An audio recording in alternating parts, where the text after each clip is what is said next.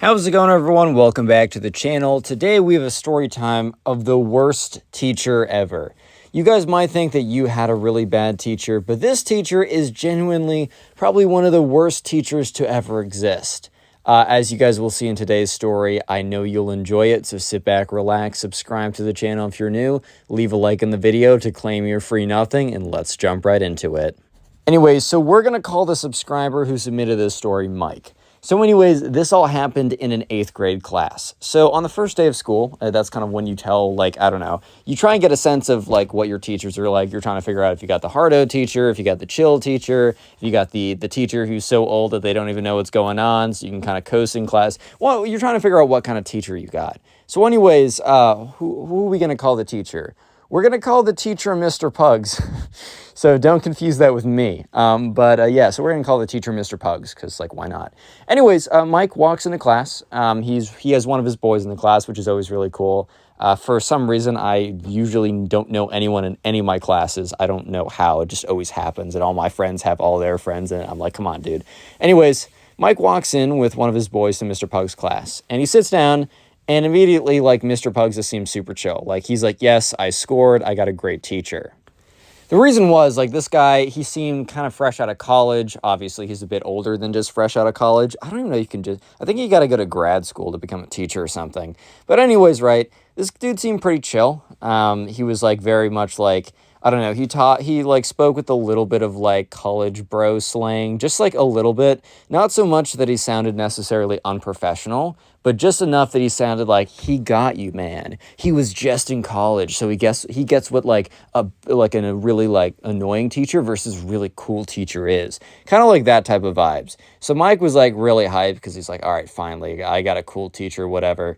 Another kind of important piece of information is Mike went to a private school. The reason why he went to a private school, well, a lot of the kids in Mike's class, they just, like, their parents just had, like, a lot of extra money and they wanted to put their kids through a better school. Mike just happened to live in the area, and there was, like, a special kind of, like, thing at that private school. If you lived in the area, you could go basically for free, but it was a fairly, like, expensive school to go to. You might be thinking this is kind of like a really weird extraneous detail. It is super important for later on in the video, trust me. Anyways, right, so Mike is like, gets in there, he's like, all right, so I got a pretty cool teacher. On the very first day, the teacher's like, go around, tell me, like, something about yourself, and, like, I think some kid, like, I don't know exactly what the joke was, but he cracked some, like, relatively inappropriate joke, and Mike started to, like, cringe, because, like, basically every teacher at the school would be like, you can't say that, go to the principal's office, or they just very awkwardly reprimand them. But basically what the teacher did was he basically cracked, like, an equally inappropriate joke back. Super risky move, because if you get the wrong student who, like, really doesn't like that type of stuff, they could have easily reported this teacher, Mr. Pugs, to the front office, and you would have gotten, I don't know if the teacher would have been fired, but we would have been in hot water, right? So right off the bat, Mike's like, all right, this guy's definitely a chiller, like, this is great, you know, you love to see it. However, this over time would slowly become more and more apparent that this was simply just not the case. Yeah, so anyways, right, sure enough, just let's go a couple weeks into school. So the actual day-to-day of Mr. Pugs' class is pretty chill at first, or it actually is always chill, and the reason why he's the worst teacher ever is a little bit more interesting, as you'll see. But the day-to-day is pretty chill. So it's an English class, they have an assigned reading, and up until this point, all they had to do was read, quote-unquote read, which I think a lot of you guys know. Reading in an English class basically means, okay, discussion time, you wait for the tryhard, which, like, shout out to the tryhard. You guys always do well and go to good college or whatever. But for the average person like me, the person who actually applies themselves, which shout out to them, I'm not going to say try hard because that has a negative implication. I was a try hard towards the end of my high school. I was actually kind of a try hard. But the people who apply themselves, right, and actually did the reading, you wait for them to go first, and then you say, yeah, to piggyback off of so-and-so, and then you just reword the whole thing. And some teachers will kind of get on you and be like, oh, what did you actually think? What about the specific details? And they try and fish information out of you to catch you if you didn't actually read it. But I think Mr. Pugs kind of knew what was going on, but was also just kind of a chill dude. Or he seemed like one. Yeah, so Mr. Pugs was like running a pretty cool class, or at least Mike really liked it. So that's until they had their first assignment, right? Their first paper, their first graded essay. So they were given a reading, and this time Mike actually did it because they had to write a paper on it. And so basically what happened was, Mike had to write a paper on this, like Mike had to write a paper on this reading. And so Mike did a pretty good job. Mike's like a relatively good writer. He definitely has more of an, like, if you had to say, what are you good at? Like foreign language, math, English, writing, something like that, science, like, what are you good at? Mike would definitely say he's good at writing. So he has a proclivity for like writing, like a tendency to have like really good writing, right? Anyways, so he submits it and he feels pretty good about himself. Anyways, grades come out the next day and Mike receives a 75.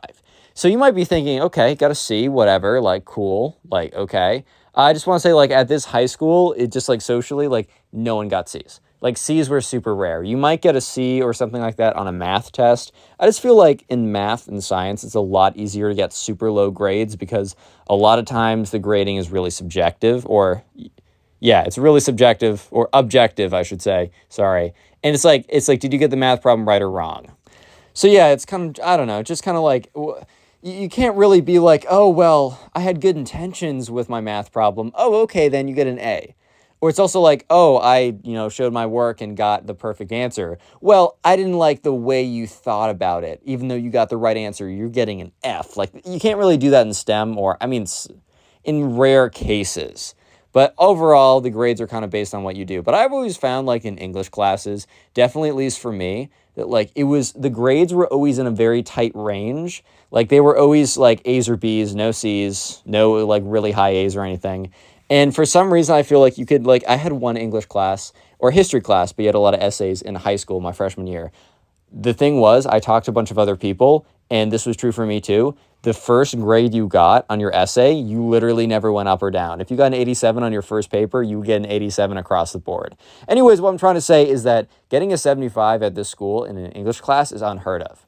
So after, like, okay, so Mike comes in, he's a little worried, right? He comes into class and he sits down, talks to his friend. He's like, dude, like, how'd the paper go? And his friend's like, dude, I got a 74. Mike's like, dude, I got a 75. And he's like, dude, what, like this English, Mr. Pugs seems so cool. Like, what happened? Yeah, so anyways, right, Mr. Pugs kind of just is like, all right, guys, like, settle down. Like, I know you guys all received your grades, and probably not all of you are super happy with it, which was a fair assumption. The whole class was pretty much freaking out at this point. And Mr. Pugs went on to say, like, hey, like, sometimes, like, the grades are just what the grades are. Like, I have pretty high standards for you guys, but I want to let you know that there's an opportunity for you guys to improve your grades. Like, you'd assume it's extra credit, right? I don't know. Redo the assignment, maybe do a write-up of what you would have done differently, maybe make all the edits and submit it again for like a 10% boost. I don't know, right? These are very standard, like, things teachers would do. Sometimes teachers just straight up give curves. Like, they know that, they're really supposed to be given an average of a B, and if they gave an average of a C, maybe they just graded too harshly. That happens too. But Mr. Pugs had a different idea in mind. He said, if you guys want extra credit, see me after class. So about half the class showed up, because I think some of them got, like, low B's and were like, whatever. I think some got C's and were like, meh, don't care. But a lot of kids showed up for the extra credit opportunity. So anyways, Mr. Pugs is like, all right, guys, well, I just thought I'd be straight up with you guys. Yeah, so I actually am going to give you an opportunity that you can take whatever grade you have now and receive a 92. So immediately Brett's like, sorry, not Brett, that's the last guy. Mike's like, yeah, of course I'm going to do this, right? A guaranteed 92? Like, yeah, all right, I'll hear you out, man. And this is where Mr. Pugs really goes off the rails. And this is where he kind of really does truly expose himself for being a not so great guy. So Mr. Pugs says, all right, well, just want to let you guys know, if you come into class tomorrow and you come in, and when you're at home, you take $20, you put it in an envelope, you write your name on the envelope, so I know whose envelope it is, and put it on my desk. And by the end of class, I will check who's done that. And whoever's done that, whatever grade you have in the books will be changed to a 90, a 91, or a 92. It's got to be a little random so things don't look suspicious. You got me, guys? So everyone was standing there like, at first, like, some kids were like, haha, whatever, right? This got to be a joke. But they all looked at Mr. Pug's face, and he was, like, dead serious. Like, he had that look of, like, I'm not messing around, bro. I just want you to know I'm not screwing around. I'm dead serious with this. So slowly but surely, people are starting to realize that Mr. Pugs was dead serious with this. And some kids were like, all right, cool. Like, we'll keep it a secret if you do. Because, like, here's the thing. I said a detail earlier on that, like, a lot of these kids, it was, like, private school. So a lot of the kids went there, had a lot of disposable money. Their parents would just give them whatever. And especially if they said, hey, like, I gotta do this for school. I mean, I mean, I don't know. These are probably the parents of the people who like paid money for fake SAT scores. So who even knows at this point? Yeah, but anyways, so some of the kids were like super quiet because they're like, "What is like this? This got to be a joke. Like he's definitely trolling." But I think some of the other kids were starting to realize that no, like Mr. Pugs was not trolling. But some of the kids were totally fine with it. They're like, "Oh yeah, I don't have to work and I just have to pay $20 for a free A. Sure." So yeah, here's the thing though. Mike barely has like $30 in his bank account. So Mike's family's pretty middle class. Like they're very kind of like, they get by, but he can't really have much more. So he can't ask his mom for like, oh, can I have $50? Like that's just not a thing, right? So Mike is in a position where he just simply can't pay this amount. Because yeah, sure, totally. Some of Mike's friends, maybe they could, they could do it. Mike's friends could just go to their parents and be like, yo, I need $50. Like, I mean, if Mike's friends' parents were probably going to try and like cheat him, like them through like SAT stuff that like cost $50,000, $50 for an A per paper, like that's nothing to them. Mike was not in this situation. Remember, the only reason he is able to go to the school is like the tuition he has to pay is like 1% of what the tuition normally is because he lives so close. So now Mike's in a situation where he's going to get screwed over because it seems like this teacher like just will, I don't know, it seems like he's going to discriminate against Mike for not paying, right? Or for not being able to pay. So Mike kind of waits till all the other kids leave. And Mike goes up to the teacher, he's like, hey, look, I totally would do this, but you got to know that like I just don't got the money like these classmates do. And the teacher is Mr. Pugs. I thought everyone thought he was cool, but he was super candid. And he looked at Mike. He's like, well, can you just ask your parents for that? Like, you're going to the school. I know the school isn't cheap. So now it's very clear Mr. Pugs had a plan the whole time that he was going to run a racket and make a ton of money going to one of these private kids, like private schools with all the rich kids, whatever, and just basically squeeze them dry. Honestly, Mr. Pugs probably just saw like the college admission scandal or whatever on TV and thought, oh, that's actually a great idea. Let me be like that guy who's being arrested right now. And also it's pretty, I mean, you guys could, I mean, at least Mike's kind of had a feeling that Mr. Pugs was a lot more risky. Because remember, I told you guys a little earlier on the very first day of school, Mr. Pugs responded to a very kind of questionable joke with an even more questionable joke. Like I said, if one kid in that class didn't like the questionable joke that Mr. Pugs made, it would have been over for Mr. Pugs, So he's obviously more of a risk taker type of guy. So anyways, Mike explains to him, like, look, I live in the area. I'm one of the few kids who gets here basically for free. And Mr. Pugs is looking at him. And Mike was really hoping that, like, okay, Mr. Pugs just wants to get the bag. I can respect that. But hopefully deep down, he's still a chill guy. Mr. Pugs looks at Mike and says, hey, man, I can't help you here. I can help you, though, if you give me an envelope with $50 in it to buy tomorrow. And Mike's like, what? Anyways, right, so when Mike gets home, he calls one of his friends who's in the class but wasn't there that day because he was sick or something. Mike explains everything that happened. The friend is like, oh my God, this teacher's actually insane. Like, this is terrible, right? And Mike goes on to say, like, look, I don't know what to do. I just don't got the resources for this, and I'm not going to, like, fail a class because I can't pay off the teacher. So here's the thing. Mike realizes that, Mr. Pugs is being very blatant about it, and that probably the best route of action for Mike to take is to go to the principal and basically tell him Mr. Pugs, right? The first thing, Mr. Pugs or Mike wants to do is like, first of all, let me collect some evidence. Let me build up a case so that, I'll basically pressure Mr. Pugs. And this was the plan. So this one friend, Mike was talking to this one friend. He said, look, say that you want to go meet with Mr. Pugs and ask about the offer. Have a recording device so you can get proof of it. Maybe take some photos, whatever, when he's gone of like the envelopes or whatever to kind of back up the story. And then if you could send that over to me, and then I'll go up to Mr. Pugs and basically say, hey, I want the same treatment, but I can't be paid. And I'll use that as a bargaining chip. And if Mr. Pugs refuses, then I'll go to the principal. Okay. Should Mike have just gone to the principal in the first place? Should Mike maybe have just gone there and, maybe Mike should have just gone to the principal because this is a pretty unethical thing Mr. Pugs is doing. But I can't blame the guy for being like, you know what, let me see if I can get an easy A without having to pay. Like, Mike isn't like the villain of this story. He might not be a perfect hero. It's a complicated hero, you know what I mean? Yeah, but anyways, right, so Mike's friend the next day, goes up to Mr. Pugs and says, hey man, like, I heard a little bit about like you're doing some extra credit stuff. Can we talk about it? Mr. Pugs is like, yeah, just wait 5 minutes after class.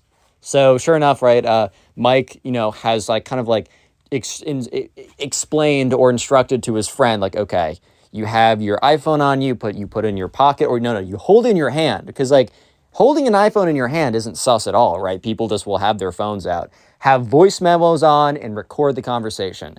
I'll get the photos of like the envelopes with the names and the money on them, so then we can match video proof with photographic proof and physical evidence, and then I'll get a pretty good case.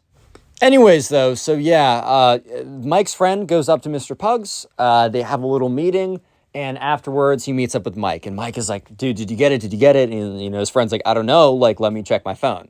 So Mike's friend pulls out his phone, and they check the audio recording. It's not perfect, but it is very clearly Mr. Pugs speaking. And it's basically Mr. Pugs says the same thing that he said to all Mike and all of his friends in the class. He's very straight up. He's very much like, look, I'll change your grade if you give me $50 in an envelope with your name on it by tomorrow morning. Like, he is very straight up. That's one thing about Mr. Pugs, is he is strangely confident. So here's the thing. He is very confident and he's very bold, not because necessarily, he probably is a little bit of a risk taker, irrational, whatever. Mr. Pugs has something that Mike does not know. Because even at this point, Mike is like, why is he being so straight up about it? Why is he just saying it? Like, why is he so bold? Here's the thing. As you guys will hear in just a second, there is a reason why Mr. Pugs feels as if he can be as bold as he truly is. So anyways, right, Mike has already gotten photos of like, I don't know, like the $50 in the envelopes with the names. Now he has the audio recording. He backs that stuff up on some Google Drive. So he's got it, right? So Mike goes up, he says, like, sends an email, maybe talks to Mr. Pugs. I don't know. Somehow he gets in contact with his teacher. It's like, look, we got to talk for a little bit after class.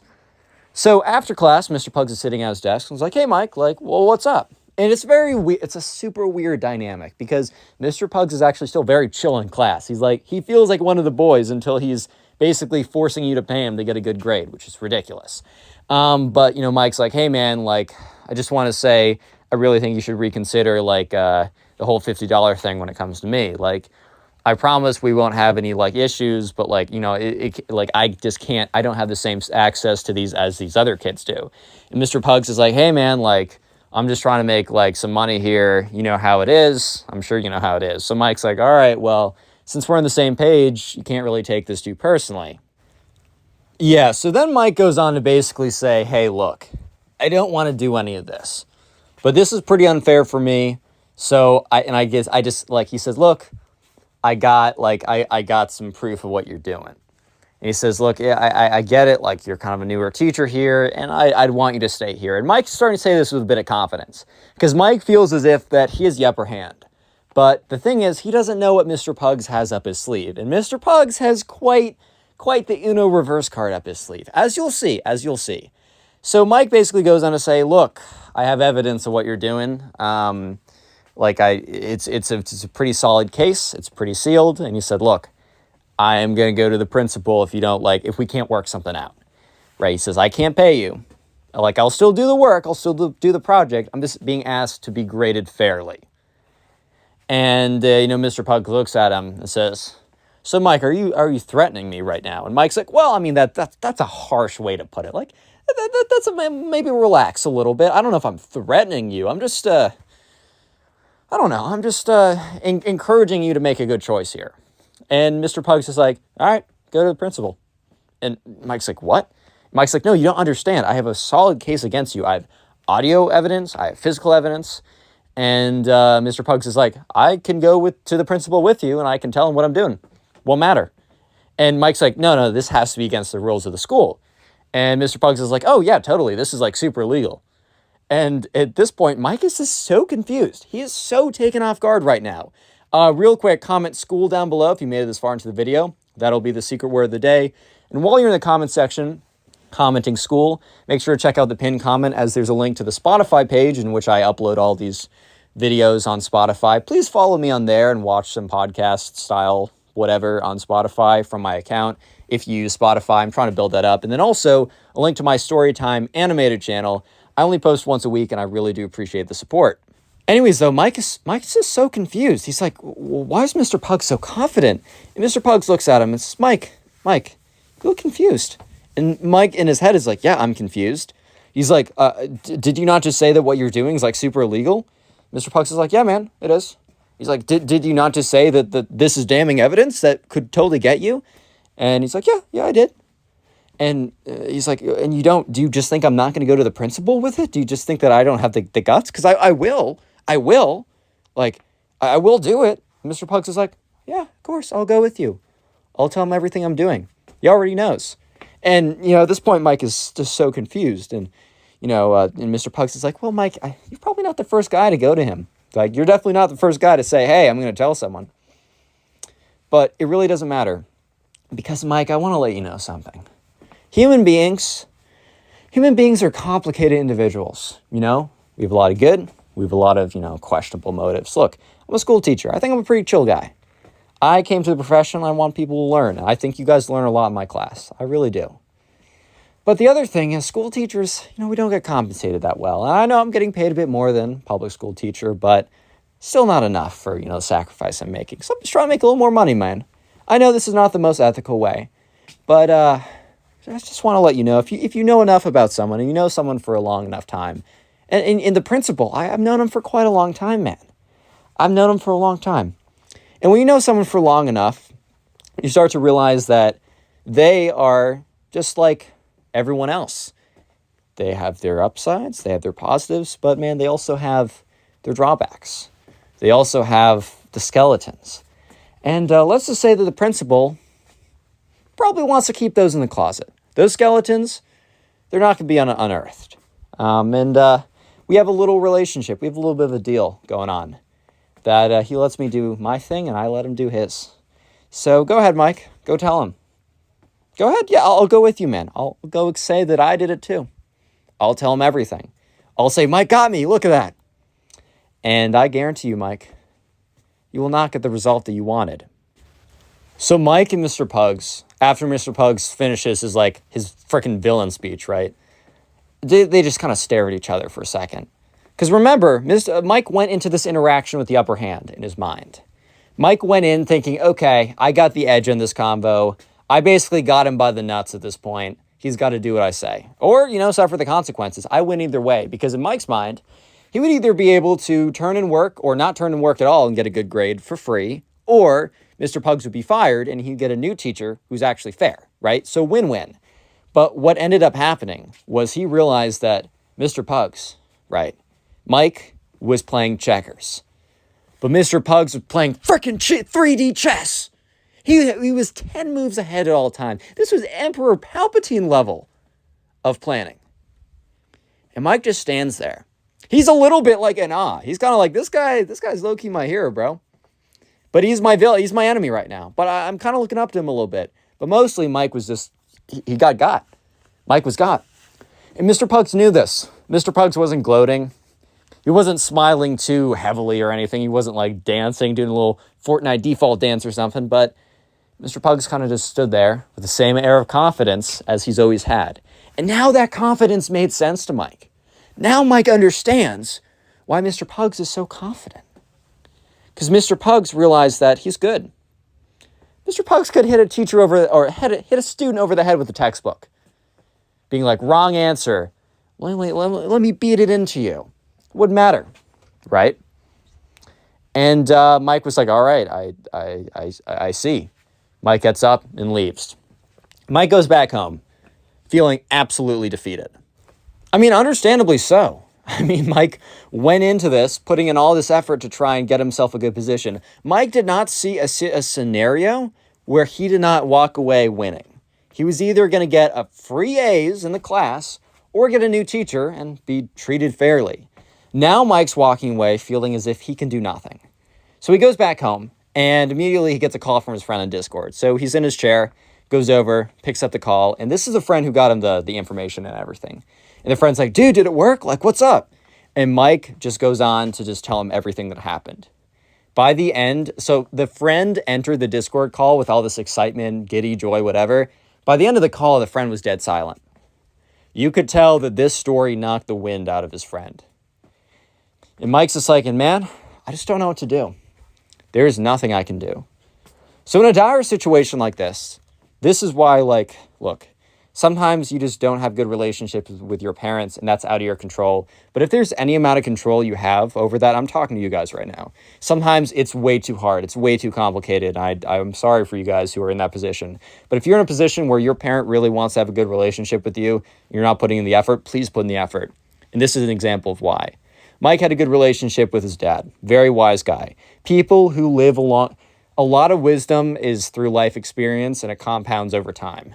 Your parents have had a lot of life experience for the good and the bad. And so Mike goes down to his dad, who's always kind of like his trusty navigator in times of crisis. And Mike sits down. He explains everything to his dad. And his dad kind of like thinks about it for a second and is like, wow, this is a situation you're in, Mike. This really is.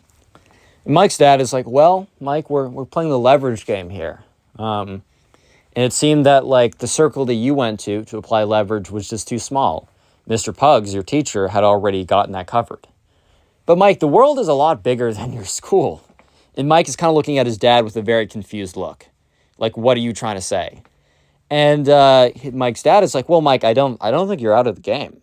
I think you could still win very easily. And Mike's like, what are you talking about? And he's like, Mike, did you ever think beyond your school? And Mike's like, what do you mean? Like, what? And Mike's dad is like, you know the local paper. You know that, like, the guy who writes most of those stories or approves most of the stories, I'm actually close friends with. I used to go to school with him. We were fraternity brothers together, and we just ended up in the same the same neighborhood. And I get coffee with him once a month. We catch up. Actually, I was going to see him in a couple days. I think you should let your principal know that you have a pretty good relationship to the local press here. And that a story like this is a story that they're looking for. They're looking for something like this. In the era of click-through rate and you need really exciting news stories, well, this is pretty exciting. And that's when Mike realized, instead of applying pressure against the Mr. Pugs, he now has to apply pressure against the principal. So anyways, the next day, Mike sends an email to the principal, asks to get a meeting. Principal's very like, yeah, of course. Like, come on in. Mike sits down. He's like, hello. Realizing he's about to go to like one of the most high stakes, stressful, like something that you never expect when you're in 8th grade, man. So Mike explains to the principal, look, I'm in a situation. All I want is to not have to, and by the end, like he basically explains what Mr. Pugs does, and the principal is looking at him very like, kind of like a very awkward, like, I can't do anything about that. And he explains like, look, I know you can't necessarily do anything about that because you want to be on good terms with the teacher. And the principal's like, yes, fair enough. And, Mike's like, I just really want to go about just not having to pay for my grades. The principal's like, that is fair. Principal's like thinking about it. It's taking the principal like 30 seconds to respond to each prompt. Even if the principal just says yes, he has to think about his words very carefully. And Mike's like, look, here's the deal. I need you to talk to, your teacher friend about changing his mind about me specifically. And the principal's like, well, I don't know. Like Mr. Pugs is, he's very, very stuck in his ways. He's got a lot of personality, as I'm sure you know. And Mike's like, all right, I'll cut to the chase. My family knows the publications around here really well. He's got a really close personal connection with the head editor, whatever it's called, right? I have extensive and damning evidence against Mr. Pugs. It will be the top headline on Friday if you do not figure this out. And when Mike said that, the face in the print, like the face of the principal, all the color in it drains away slowly. The principal now realizes that this is dire. So yeah, let me just say that the rest of the story goes something along the lines of, nothing was ever aired in the newspaper. Nothing was ever run, right? The principal kept his job. Mr. Pugs kept his job. And Mike, well, let me just say that he got an A in that class. This was an absolutely crazy story. I appreciate you guys for submitting the most insane stuff that has ever happened to you. Submit stuff to my Instagram in the description. How's it going, everyone? Today I got a compilation for you of some of the cringiest kids ever and some really funny stories about them. I know you'll enjoy this, so sit back, relax, probably get comfortable as this is definitely a long one. Leave a like on the video right now to claim your very own free nothing. With that being said, let's just jump right into it. Today we got a story time of a Minecraft kid who actually thinks the Ender Dragon is real and actually exists in real life, as well as does a bunch of other stupid stuff, which is pretty funny. So yeah, sit back, relax, leave a like on the video to claim your free nothing. Not even a joke, bro. You can actually get your free nothing leaving a like. And yeah, let's just jump right into it. So anyways, right, the subscriber who we're going to call Kevin, he sent in this story, and this happened to him when he was in 3rd grade. He's currently in 6th grade right now, so this was a little while ago. But basically, right, for Kevin, back in 3rd grade, there's this kid in his class, and we're just going to call him a Minecraft kid. And I have to say this every single time, because I'll always get a comment saying, "Oh my god, Connor, I play Minecraft. Do you hate me, man?" Bro, do you see the background gameplay right now? Obviously, Minecraft's a cool game. I love that game, bro. I don't play it all the time, but look, the parkour is cool. Just going into a survival world by yourself is, kind of fun for a little while.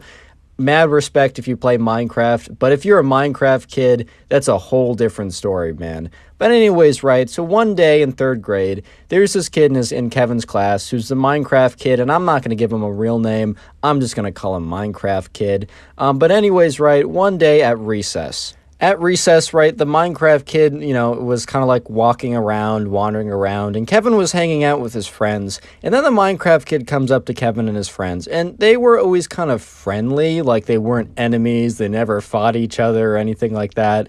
But basically, right, the Minecraft kid wasn't boys with Kevin and his friends, so it was a little strange that he came up to them. But basically, right, the Minecraft kid comes up to Kevin and his friends and says, "Hey man, did you know Minecraft is real?" And everyone's like, "Bro, what do you mean by that?" He's like, "Bro, trust me on this.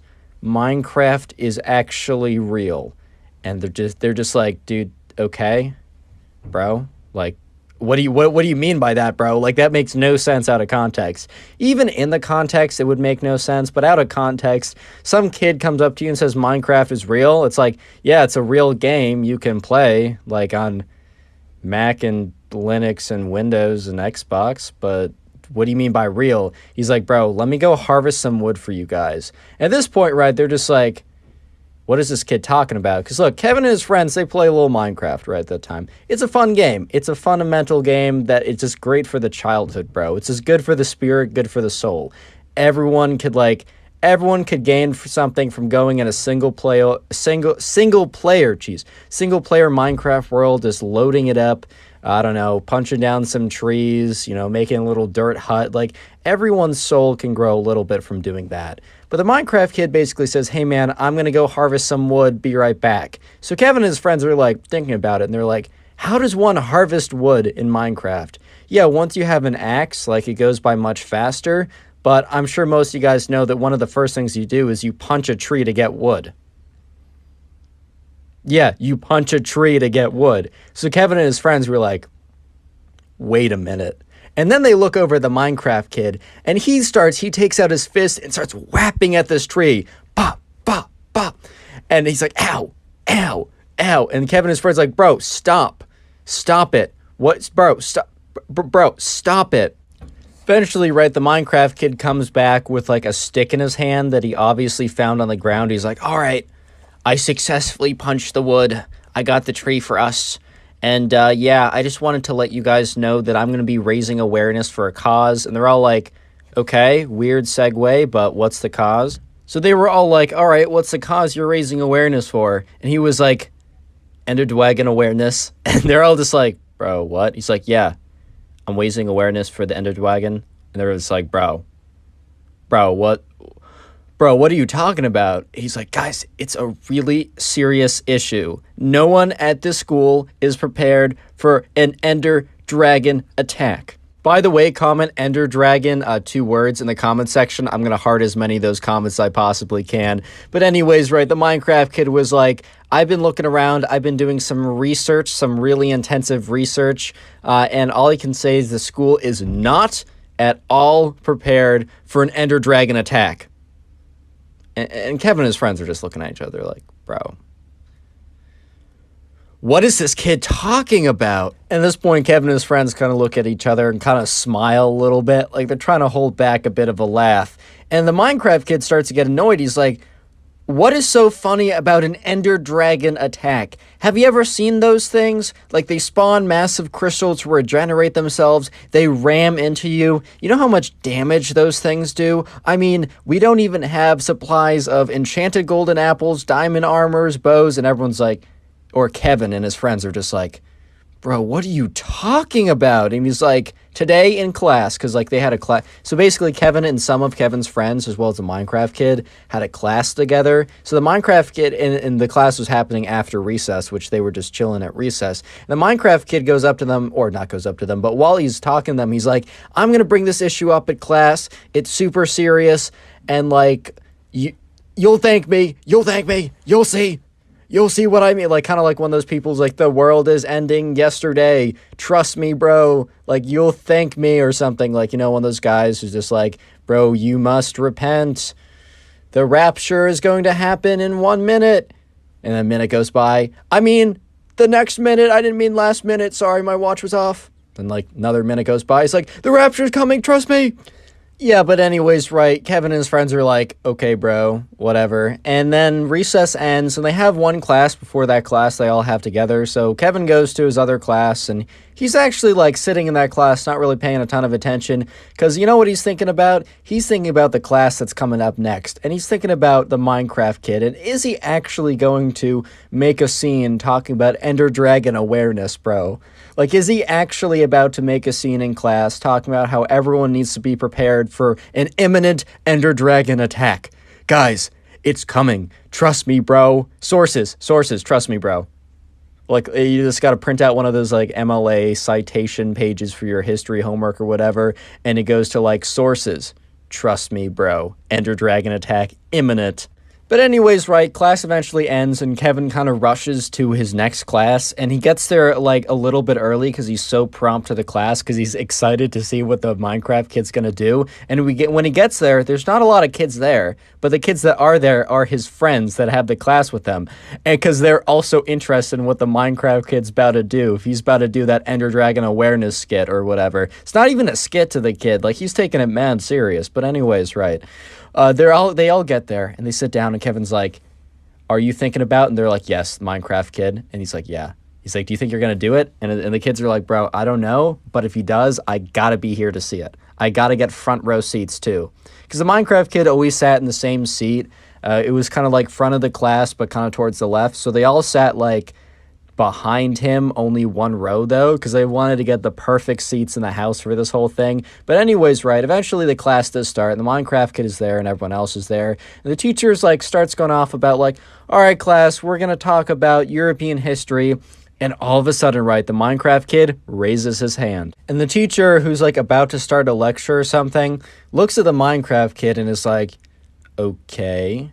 Okay, also, maybe it's not a European history class. They just, like, the person who sent me a DM, which, by the way, if you want to send in a story, Instagram or Discord server, both are in the description. He basically just said history class, and I was like, oh, because I'm taking a European history class right now. Most likely, they were not doing intensive European history in 3rd grade. But let's just say a history class, right? The teacher was about to go on about whatever they're talking about.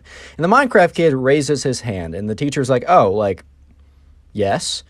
And he's like, I have a presentation. And the teacher's like, well, I didn't really ask for anyone to do a presentation, but I guess if it's on if it's on history, like, sure, but keep it brief. And the teacher's like, yeah, so is it on history? And the Minecraft kid kind of like gulps for a second and says yes. I'm sure his logic was, this is so important that like he's going to get in trouble, but he has to do it for the safety of everyone else. He has to lie for everyone else's well-being. He's taking one for the team, man, or whatever, right? But anyways, right, he's like, yes. And so the teacher's like, all right, go ahead. And the Minecraft kid steps up to the front of the room, and Kevin and his boys are just sitting there like, dude, there's no shot this is happening. There's no shot I'm living in an era where this exists. Like, this is the greatest moment of all time. Thank God I was not born, like, 6 months earlier and was in a different class or whatever. And the Minecraft kid gets up and says, guys, this is really serious. And the room kind of goes quiet for a second because they're really like concerned. And the Minecraft kid says, everyone, the school is threatened. There may be an imminent attack. And at this point, bro, everyone is starting to like panic. Even the teacher's like really worried about where this is going. And the kid goes, yes, guys. The Ender Dragon can attack at any time. And everyone's like, bro, what? Like, I mean, no one said anything, but their faces just like turned. They're just like, what did this kid say? He's like, guys, I've done a lot of research. I've gone around the school. I've done all the checks, and we are in no position to withstand an Ender Dragon attack. And the teacher is just looking at him with this face of, bro, you cannot be serious. He's like, guys, the Ender Dragon is extremely serious. I need you to understand. If the Ender Dragon attacks us, we'll be all goners. At this point, the class is like starting to realize that this is like the weirdest thing they've ever been in. Like some kids are like holding back laughter. Most of them are just so shocked at this point that they don't have any emotions. They're just absorbing information and data at this point. They're just like, what is going on? And he's like, guys, I have a 3-step plan to protect us from an Ender Dragon attack. And like mid-sentence, the teacher's like, all right, that is enough, Minecraft kid. He said his actual name, but he's like, that's enough, Minecraft kid. I invite you to sit back down. And the Minecraft kid says, no, this is really serious. Teacher's like, Minecraft kid, sit down. He's like, no, I'm doing this for you guys. He's like, nope, this is ridiculous. The Ender Dragon is not real. And the Minecraft kid's like, what do you mean the Ender Dragon's not real? And he starts getting all mad. And the teacher's like, if you don't sit down in the next 5 seconds, you're going to the principal's office. And the Minecraft kid says, if that shall be, if you want to sacrifice the school, the students, me, and yourself, and not listen to my safety precautions about the Ender Dragon, then so be it. Send me to the principal's office. And he thought that this was going to like, I don't know, strike a chord with the principal's heart, and he'd be like, oh, you're so right, or whatever. Nah, bro. He went straight to the principal's office. Lol. Subscribe if you haven't already. Now go watch another video. There's some on screen, some that recommended. Go watch. I'll be very happy. Today we get a story time of this Minecraft kid who spent tens of thousands of dollars on his parents' credit card, getting better gaming gear, getting like in-game purchases so that he could become the best gaming Minecraft player of all time. Yeah, his parents eventually found out, and he got in a ton of trouble, and it was pretty funny. So yeah, sit back, relax, leave a like on the video to claim your free nothing, and let's get right into it. So we're going to call the subscriber who sent in today's story, we're going to call him Steve. And by the way, if you want to send in the story, Discord and Instagram in the description, that's where you can send them. Anyways, right, so Steve was friends with this guy, and we're just going to call this guy the Minecraft kid. And I have to say this every single time. Obviously, if you play Minecraft, I have nothing against you. I mean, dude, look at the gameplay in the background of this video, like, bro, obviously I enjoy a bit of Minecraft myself. But anyways, right, so, you know, Steve was friends with this kid, and we're just gonna call him a Minecraft kid, because he was super obsessed with, like, a lot of, like, Minecraft, like, multiplayer games, so, like, Bedwars, Skywars, any kind of game on Hypixel, or any of those, like, Lunar or something, any of those, like, sites, or not sites, but servers. And basically, right, you know, this kid was getting more and more and more into it, and while Steve and his friends, because they kind of had a friend group, it was like Steve, the Minecraft kid, and a couple other guys. I don't think I'm going to end up giving them a name, but if I need to, I'll do that later on.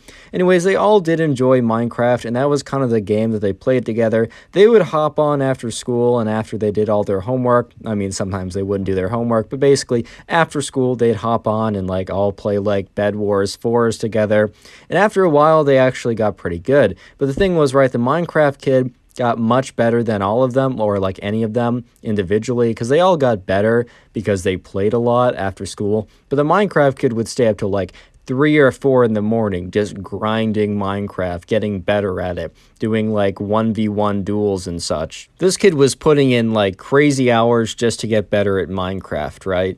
And you know, his friends, including Steve, were starting to realize that like, oh, the skill gap between us is getting pretty large. Like maybe this kid is like, I don't know if he's going to want to play with us. Like, we're not keeping up. And, anyways, as time goes on, right, the Minecraft kid gets more and more and more obsessed and focused on actually doing well. And they actually, started to see like his grades were slipping a little bit. Like the teacher was handing back tests, and the teacher normally hands it face up, but will occasionally hand it back face down if like the teacher's trying to like protect your bad score. And no one, like the Minecraft kid, never really got it face down before. He never like aced the test. He was never like crazy good, but he started getting all of his assignments back face down. He wasn't turning in the homework, all that kind of stuff. So his friends were like, all right, this guy's getting in a little bit too deep. But anyways, right, there was a long weekend coming up, and they wanted to have a sleepover on one, or maybe it's just a regular weekend. I don't totally know. But anyways, the weekend was coming up. That's all you need to know. And they wanted to like hang out together and kind of have like be able to like, sleep over together. And they're all going to bring their laptops. So they're still going to play Minecraft together, and they'll bring a bunch of desks into his room, or they'll go to the basement or something. Basically, so they can all play Minecraft together, but not just be on voice call on Discord or something. Speaking of Discord, I have a Discord server. I'd love it if you joined it. I hop in there every once in a while. It's in the description, so if you haven't already. But anyways, right, so this one day they were all like, or this weekend, they were planning on all coming together and like hanging out and playing Minecraft together. But anyways, right, so, the week goes on and the days go by, and eventually, man, it's Saturday, and it's a pretty exciting day because, Steve is pretty excited to go over with his friends to the Minecraft kids' house and play a lot of Minecraft with them because, bro, that's just what they did. They had a good time. Eventually, right, the time comes around, and Steve's mom, drives him over. Steve has his sleeping bag, his kit with his toothbrush in it. And he also brings his backpack, which has, his gaming laptop, which I think is like, I don't know, some Windows something, a mouse pad. I think he just used the built-in keyboard. And, he was pretty excited. Like, he was kind of hyped. This was going to be a cool night.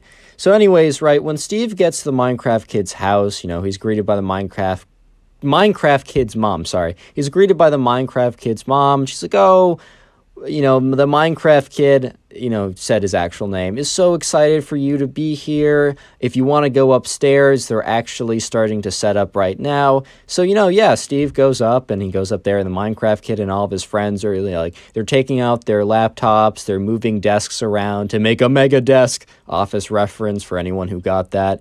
And, yeah, they were, Steve got up there, and it was pretty hype. I'm not going to lie. Like, if any of my friends wanted to do that, like, I know I'm 19, but that still sounds pretty hype, I'm gonna be honest.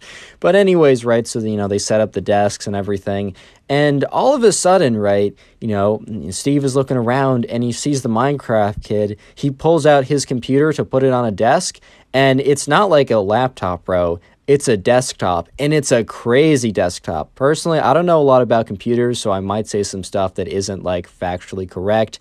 But, dude, he pulled out, like, a desktop computer that was probably, like, $4,000 to $5,000. And especially when he started telling them the specs, it was definitely $4,000 to $5,000. Just by, like, because, like, the kid who, like, Steve, the subscriber, knows computers better than me. This computer was definitely in the range of $4,000 to $5,000 if you were to buy it.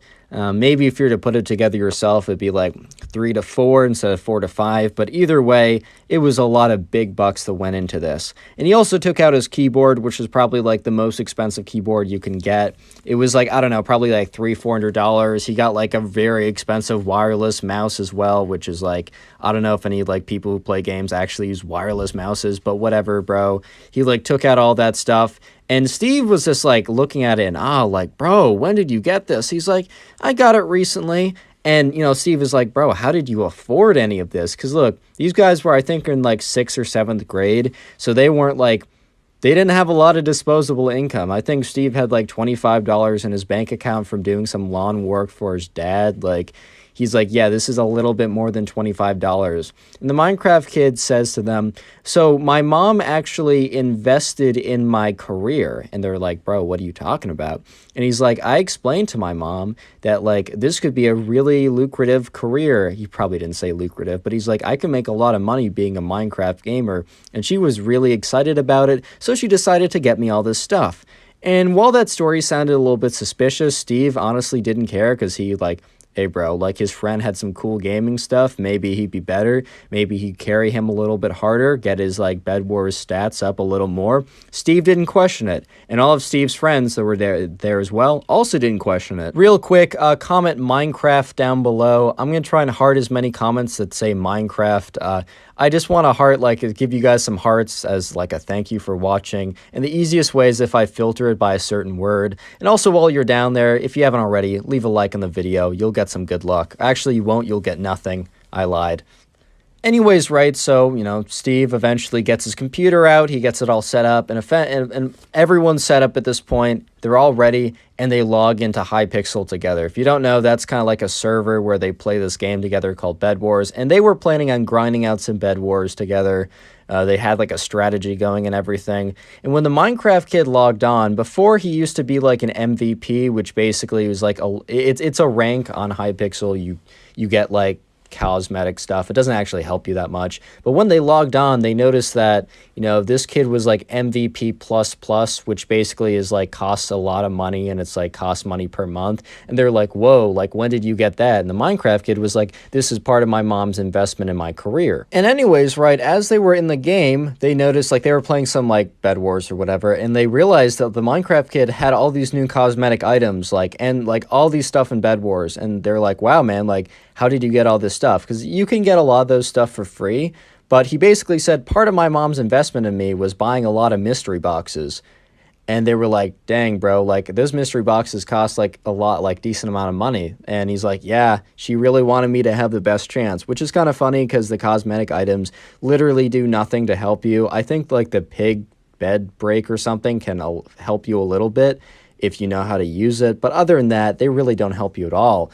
And anyways, right, they were just kind of like going about their day, but they all realized that the Minecraft kid had basically a ton of money went into this setup and his account. Because they also played on like Lunar Client, which is a specific type of like, a specific client. It's like different from the Minecraft launcher, but it allows you to like do extra things as well. And they saw that he had all these like cosmetic items on, like he had a hat, he had like a cape or something. Anyways, what I'm trying to say is they saw that he had a much better gaming setup, and he also had a ton of like in-game purchases. So they were having a pretty good time, and everything seemed pretty normal. They were playing some Bed Wars. They were just grinding that out. Up until, right, they heard the Minecraft kid's mom scream his name. And I'm just going to say Ben for this because I need a name, but we're going to go back to calling the Minecraft kid after I call him Ben for this one little segment. So the Minecraft kid's mom was like, Ben, get down here. And the other kids, including Steve, realized this was pretty serious because probably the Minecraft kid's mom wouldn't have tried to embarrass him with his friends over unless it was a really, really big deal. Steve looked at the Minecraft kid's face, and the Minecraft kid's face went like white, like all the blood rushed out of it, because he knew that the gig was up and he was in a ton of trouble. So, right, Steve doesn't, and his friends, they don't go downstairs. But, you know, I guess the walls are thin enough, or it's just like, it's easy and sound travels really well in the Minecraft kid's house. Because the Minecraft kid, like runs downstairs, and Steve and his friends, they get up and they go like to the door to listen to hear what it is. And basically, right, the Minecraft kid's mom is like Ben, or Minecraft kid, either one, right? She's like, Ben, why is there a $10,000 charge on my credit card? And they're all just like, oh my God. Like, she didn't actually invest in his Minecraft career. I knew that sounded suspicious. He just stole the card and paid for it anyways. And she's like, Ben, what is this? And Ben tries to play it off like, Mom, I have no idea. You probably got hacked. And she, like, looks at the credit card statements and sees, like, because Ben didn't, like, transfer to, like, another account or something. He just made a bunch of purchases on, you know, with his mom's credit card. And she's like, really? Then why is it a, you know, a $3,000 gaming laptop, a whatever? She starts going through the purchases, and then she starts running through the purchases made it, and she's like, what is this hypixel.net? And then she's like, wait a minute, I remember you talking about that with your friends. That's like the gaming server you're on all the time. You did do this. And then all of a sudden, right, they hear like Ben is like crying a little bit. He's like, I didn't mean to. And she's like, what do you mean you didn't mean to? Because like, bro, here's the thing. Yes, you did mean to. Like, maybe you're like, you can feel bad about doing something, but bro, you definitely did. Like, you can't say, I didn't know what I was doing. Dude, you took the card, you put it in, you saw it say, this costs $3,000, $4,000, and you said, okay, that sounds good. You knew what you were doing. You can still regret it, but you still knew what you were doing. So then they hear like his mom like talking to the Minecraft kid a little bit more, but she's talking in a lower voice than like the screaming voice, so they could no longer hear it. So they all kind of like press up to the door really closely to try and hear on what's going on. But, you know, all they hear is like Ben's footsteps walking back up the stairs. So they all like run away from the door, run back to their chairs, and pretend like they have no idea what's going on. So Ben walks in, his eyes are all red. He's obviously been crying a lot because his mom is really, really mad. And he's like, guys, I'm so sorry. You're going to have to call your parents to pick you up. I can't have you guys over anymore. My mom is forcing you guys to leave. And they're like, oh, okay. They're not going to ask what happened because they know exactly what happened, and they're not trying to like make this situation worse. So yeah, they all call up their parents, and the parents are really like, at first, like Steve's mom is like, did you do something? He's like, no, it's not me. I'll explain later. I'm all good. I didn't do anything, but I need you to pick me up. Steve's mom was a little bit upset because she had plans to go to, so she had to like call the people she had plans with to like push it back by an hour. And so eventually, right, parents are coming up and picking people up, and at this point, right, Steve and his friends are kind of hanging out together, but the Minecraft kid is not hanging out with them because he's having a long conversation with his mom. And when the Minecraft kid's dad gets back, he's having a long conversation with his dad and going over like probably, oh, how much of a refund can you get and how much work will he be doing this summer to make it up for them and how much will he be punished for this basically. And yeah, eventually Steve's mom comes, picks him up. He's in the car, and Steve's mom is like almost a little mad at him because she still thinks it's his fault. And Steve is like, all right, do I have a story to tell you? Subscribe if you haven't already, and now go watch another video. There's some on screen, some of the recommended. Go watch, I'll be happy. We got a story time of a Minecraft kid who actually tries to fight his teacher with one of those, like, stupid floppy, like, diamond sword toys that you got as a kid. Yeah, I'm not even kidding. So yeah, sit back, relax, leave a like on the video to claim your free nothing, and let's get right into it. Enjoy. Anyway, so we're going to call the subscriber who sent in this story, which, by the way, if you want to send in stories, you can send them into my Instagram or Discord server. Jeez, I can't talk. Both are in the description of the video. We're going to call the subscriber Sophie, right? So anyways, Sophie is in 6th grade, and in this class, there's this kid that she's, like, not really friends with, but she's at least friendly with, and we're just going to call him Minecraft Kid. In every single video, I have to say this, I'm going to make it quick. If you play Minecraft, I don't hate you, bro. I mean, look at the gameplay in the background of this video, but if Minecraft Kid has a different connotation to the name, and if you've watched my videos enough, you'll know what I mean when I say Minecraft Kid. Anyway, so there's a pretty big test coming up, and this was a math class. So, you know, in some other classes, you know, it's a little bit more subjective, the grading, and this is going to be pretty important later on. But in some classes, such as English or history or maybe like some art class, you know, the teachers have a bit more say in how they grade it. However, when it comes to a lot of math classes, a lot of the times you either get the answer right or you get the answer wrong. Like maybe with an English like essay, the teacher likes how you wrote it. Sure, there's grammar and syntax that you could argue is important and will be kind of like, you can't grade it, like, you can't like say, oh, the syntax is right or wrong. It just is right or wrong. But at the end of the day, right, I feel like math and a lot of sciences are a lot more, you know, objective. You can't like give someone an A if they get all the answers wrong and give someone a B even if they got all the answers right. So this is like pretty important later on, but they're in a math class and there's a pretty big test coming up. And the kid in Sophie's class that we're calling the Minecraft kid, you know, he wasn't doing a ton of studying because he was, you know, he was grinding those bedwars levels. He was grinding that Minecraft. He was on that Minecraft grind. I don't know how else to say it. But anyways, right, you know, he wasn't really, you know, studying or doing the homework or anything. And he was definitely unprepared for this test, or at least Sophie thought so. Yeah, I guess Sophie didn't follow him back to like back from school to his home and like watched him to see if he actually did, you know, just played bedwars or actually did his math homework, because that would be a little weird. And by little, that's a bit of an understatement. I mean, very, very weird. But Sophie, you know, she had her reason. She had her, you know, because of the Minecraft kid not paying attention in class, not getting any of the answers right, never handing in homework. And also some of her friends that were friends with his friends kind of confirmed that whole thing. So Sophie was pretty sure that the Minecraft kid was probably not going to do well on this upcoming assessment.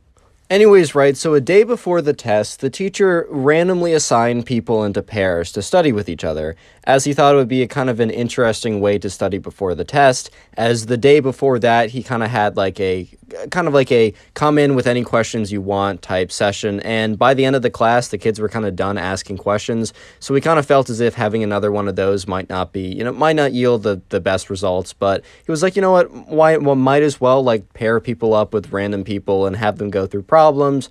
Maybe they'll be exposed to different ways or different kind of like ways to see these math problems, different ways to solve these problems.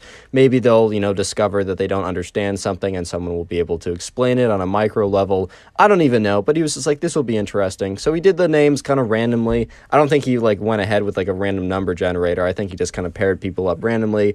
But yeah, Sophie got paired up with the Minecraft kid. And Sophie then got first-hand account of how behind the Minecraft kid really was. They were sitting down, the Minecraft kid and Sophie. They were going through some practice problems, and the Minecraft kid would be like, how do you do this? And look, here's the thing. There's no issue with asking questions, especially like in a math class. And even if it's very simple, like, that's totally fine. If you don't get something, even if you're at a point where you should probably get it, it's totally fair to just be like, you know what, I should, ask someone. I mean, obviously, like, look online is pretty good too, and you don't have to like worry about being embarrassed. Shout out the organic chemistry tutor and also Khan Academy. But at the end of the day, right, if you got to ask a question, you got to ask a question, man. But anyways, right, the Minecraft kid basically asked a question about every basic component of every question they had for every single question. Like, he didn't even know how to start any of them.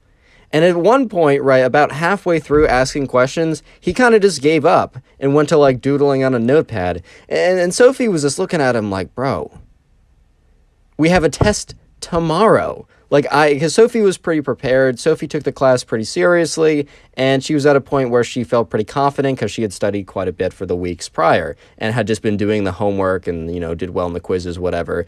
And she kind of thought to herself, like, hey, man, like, I'm willing to answer your questions, and you're in a position where you desperately need, some questions answered because we got a pretty major assessment coming up. Like, come on, like, I'm here to help. I'm literally just here to help you. But the Minecraft kid just decided to start doodling, and he was like drawing a creeper or something, and she's like, all right, bro, whatever, like, it is what it is. I'll just do some projects I'll do some problems by myself, whatever.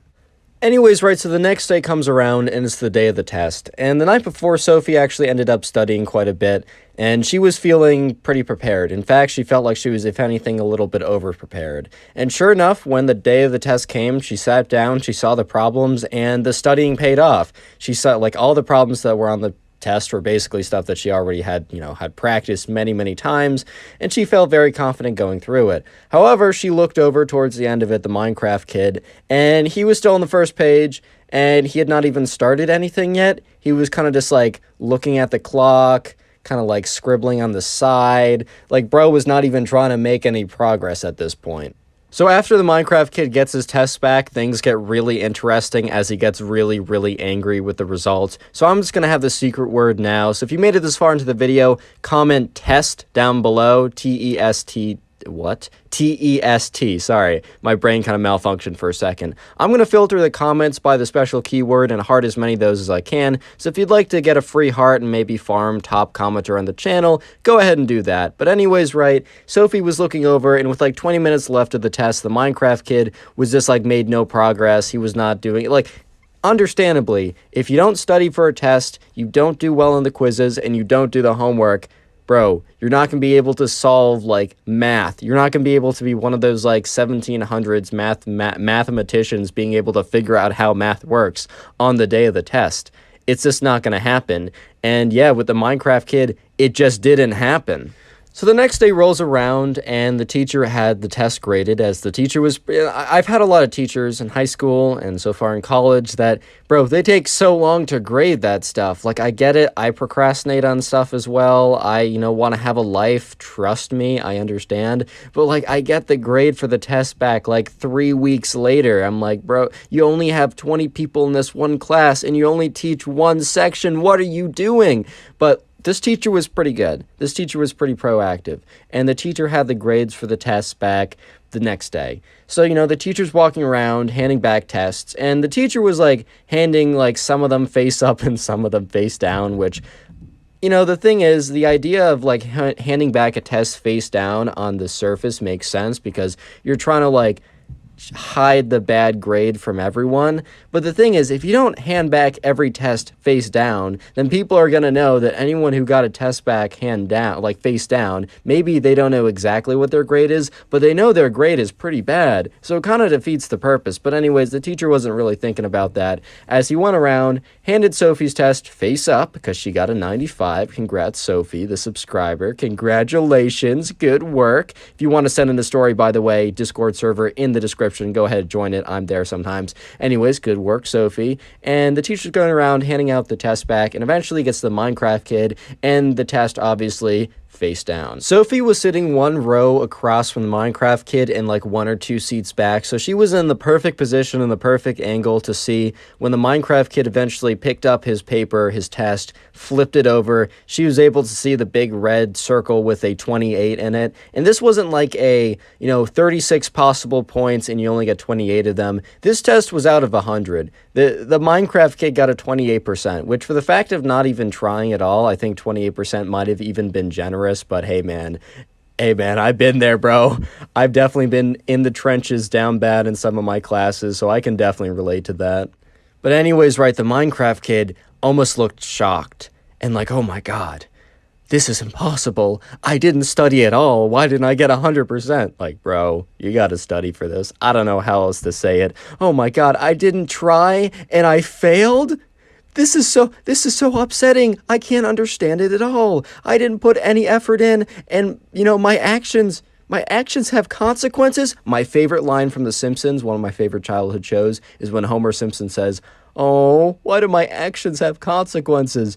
This is a perfect example of how beautiful that line is. But anyways, right, the Minecraft kid was not going to have this. And today he wanted to show his friends his new, like, Minecraft creeper doll plush thing, as well as his new Minecraft diamond sword. And I don't know if you guys had one of those as a kid. I think I still have mine from way back in the day, but I'd have to, like, dig it up, and I'm not at home right now. But anyways, there's these kind of, like, foam diamond swords that you can play with, and I used to get one as a kid. Anyways, the Minecraft kid recently got it like a creeper stuffed animal thing, as well as a Minecraft diamond sword, and he brought both of them to school to show his friends. However, the Minecraft diamond sword was also still in his backpack that he brought to class. So he's looking at his paper, and he like raises his hand. He's like, "Teacher, there must be a mistake." And the teacher looks at the Minecraft kid, knowing very well that he, 1, failed, and also 2, failed because all of his answers were wrong. Like, this wasn't some mistake on the teacher's part. This man failed because all of his answers were basically wrong. If anything, the teacher was generous with the amount of extra credit the teacher gave. So at this point, the Minecraft kid is starting to realize that there's no coming back from this. That, like, the teacher, he's not going to be like, "Oh, my mistake, you actually got 101%. Like, that's my fault. I just, like, my hand slipped. You actually did really well."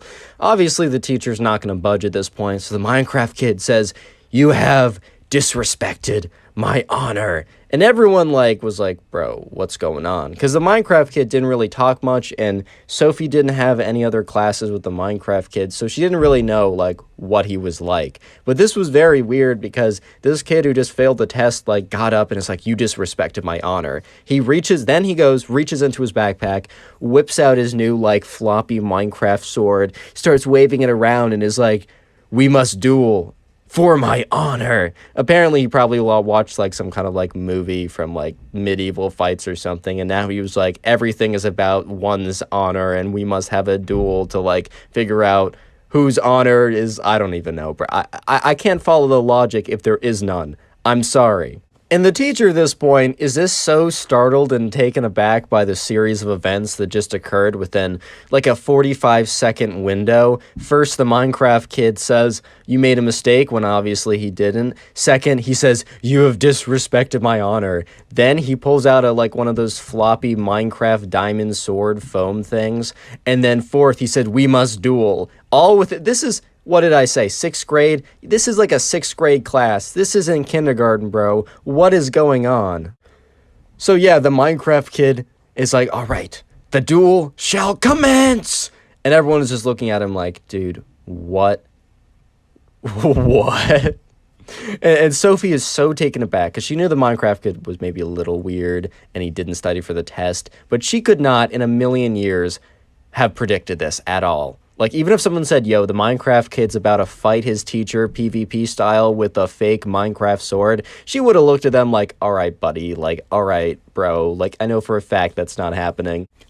And then all of a sudden, the Minecraft kid shouts out, "For honor and glory!" And he starts running towards the teacher and is like, goes up to him. It's like, pop, pop, pop. So it's like whapping him with the side of like the foam sword, doing absolutely no actual damage except like plus 100 annoyance damage. Like the annoyance meter is going up really, really quickly. The actual damage bar, nothing has changed. But the annoyance bar, that thing is shooting through the roof. And the teacher's like, hey, stop it. You can't do that. And the Minecraft kid is like, this is for my honor. And starts like whapping him with like the little Minecraft sword. And the teacher must have had a bad day and also was just so shocked by the events going on because he grabs the sword, rips it out of his hand, and like throws it across the room, super angry. At this point, right, the Minecraft kid is kind of snapped out of his like weird like Minecraft headspace or whatever, and it's kind of snap back to reality, realizing how stupid the thing he just did was. And he's like looking up at the teacher, and the teacher looks at him super angry at this point because the teacher is no longer in a state of shock where he just has no idea what's even going on. The teacher is looking at him like, you messed up, kid. And he looks at the Minecraft kid and he says, that's it, principal's office now. Subscribe if you haven't already. Now go watch another video. There's some on screen, some that recommended. Go watch one. I'll be very happy. Thanks. Today we have a story time of this Minecraft kid who thinks the Wither is actually real and out to get him. Yeah, I'm not even kidding. So sit back, relax, leave a like on the video to claim your free nothing, and let's get right into it. So if you also want to send in a subscriber story, you can do so either to my Instagram or the Discord server. Both links are in the description. But the subscriber who sent in today's story, we're going to call him James. And as always, I get these names from the comment section, so leave a comment of a name you'd like me to use. It doesn't really matter. It can be your name, your mom's. I don't care. Anyways, right? So James, this happened to him back when he was in 2nd grade. James is, I think, in like 6th grade now or 7th grade or something. He's significantly older at this time. But this was back in the day when like Minecraft was all the rage. And I don't mean like the second wave, like more recently, like 2019. I mean like the 2014, 15, 16 kind of era of Minecraft. That was a beautiful period to enjoy Minecraft, in my opinion. But anyways, right, so at this point, James and his friends had just been discovering Minecraft. And we're going to call one of James's friends Minecraft Kid. And by the way, all these Minecraft Kid stories, they're not the same kid. I just call individuals Minecraft Kids. You got to understand that. Anyways, right, so one day James and his friends discover Minecraft, and it was like a huge new discovery to them. They all got super into it, but especially this one kid who we're calling the Minecraft Kid, he probably got the most into it out of all of them. So, you know, at least when I first discovered Minecraft, it was the coolest thing ever. Everything was interesting. You load into a world and you build a dirt hut. That is so like exhilarating. And now it's like run-of-the-mill whatever. But you know, they were exploring it, they were learning about things, and they didn't really have a ton of access to the internet at that time, as their parents obviously limited them. And the fact that they were even able to get Minecraft in the first place was pretty impressive for them. Like, they were surprised their parents budged that much. But yeah, so they were all able to install Minecraft, and they couldn't go on any multiplayer servers, and they didn't even know how to do that. That was way too technical for them. But they just went on one day and they were like building like a hut or whatever, like a dirt hut. They couldn't even really play together because they couldn't make a multiplayer server. They couldn't join like multiplayer or anything. But they were just all on their own worlds, building stuff and creating stuff. And, you know, on the first day of them doing that, they would build like their first dirt hut, and they'd come to school the next day, and James would be like, guys, I found iron. They'd be like, what? And he'd be like, yeah, I broke with a wooden pickaxe and it gave nothing. And they're like, dude, I think you won, bro. I think you beat the Minecraft. Basically, bro. Like, I'm not trying to make fun of that because honestly, that was probably the best era. legitimately, that was the best era when everything was cool. But anyways, right, so they progress on throughout the game, and, but one day, James and his friends have been playing Minecraft for like a couple weeks at this point, and one day James and his friends are hanging out at recess or whatever, or they're chilling during a free period. I don't think he had free periods in second grade. I'm pretty sure you had recess, but I don't know. It wasn't specified in the story that was sent to me. So anyways, right, they're chilling, and James and his friends are there, and then the Minecraft kid runs up to them frantically and is like panting. It's like, guys, I need to talk to you. And they're all just like, oh my God, dude, what's going on? Like, is everything okay? Are you good? Like, is someone like about to attack us? Is there a scary man in a white van trying to like get us all? Or like, what's the deal here, bro? And he looks at them. He's like, guys, I was playing Minecraft and I got access to the internet. And they're all like, because at this point, right, they don't really have access to the internet. He's like, I figured it out. I just had to go on quickly before my parents realized I was using the internet. Dude, to be fair, my mom didn't let me use the internet for a long time, and that is probably for the better. And I was reading this message place, this message board, and they were talking about this creature called the Wither, and they say if you make it in Minecraft, it'll come for you in real life. And bro, look, they were in second grade, so James and his friends were like, is this true? Like, only in second grade would you not just flat out say, bro, it's a video game. You'd actually sit there, contemplate, and be like, is this legitimate? If I create this thing in Minecraft, will it spawn in the real life and come after me? Like, only in second grade, bro, would this ever happen. Which, like, I'm not even trying to, like, make fun of these kids, bro, because I was literally them.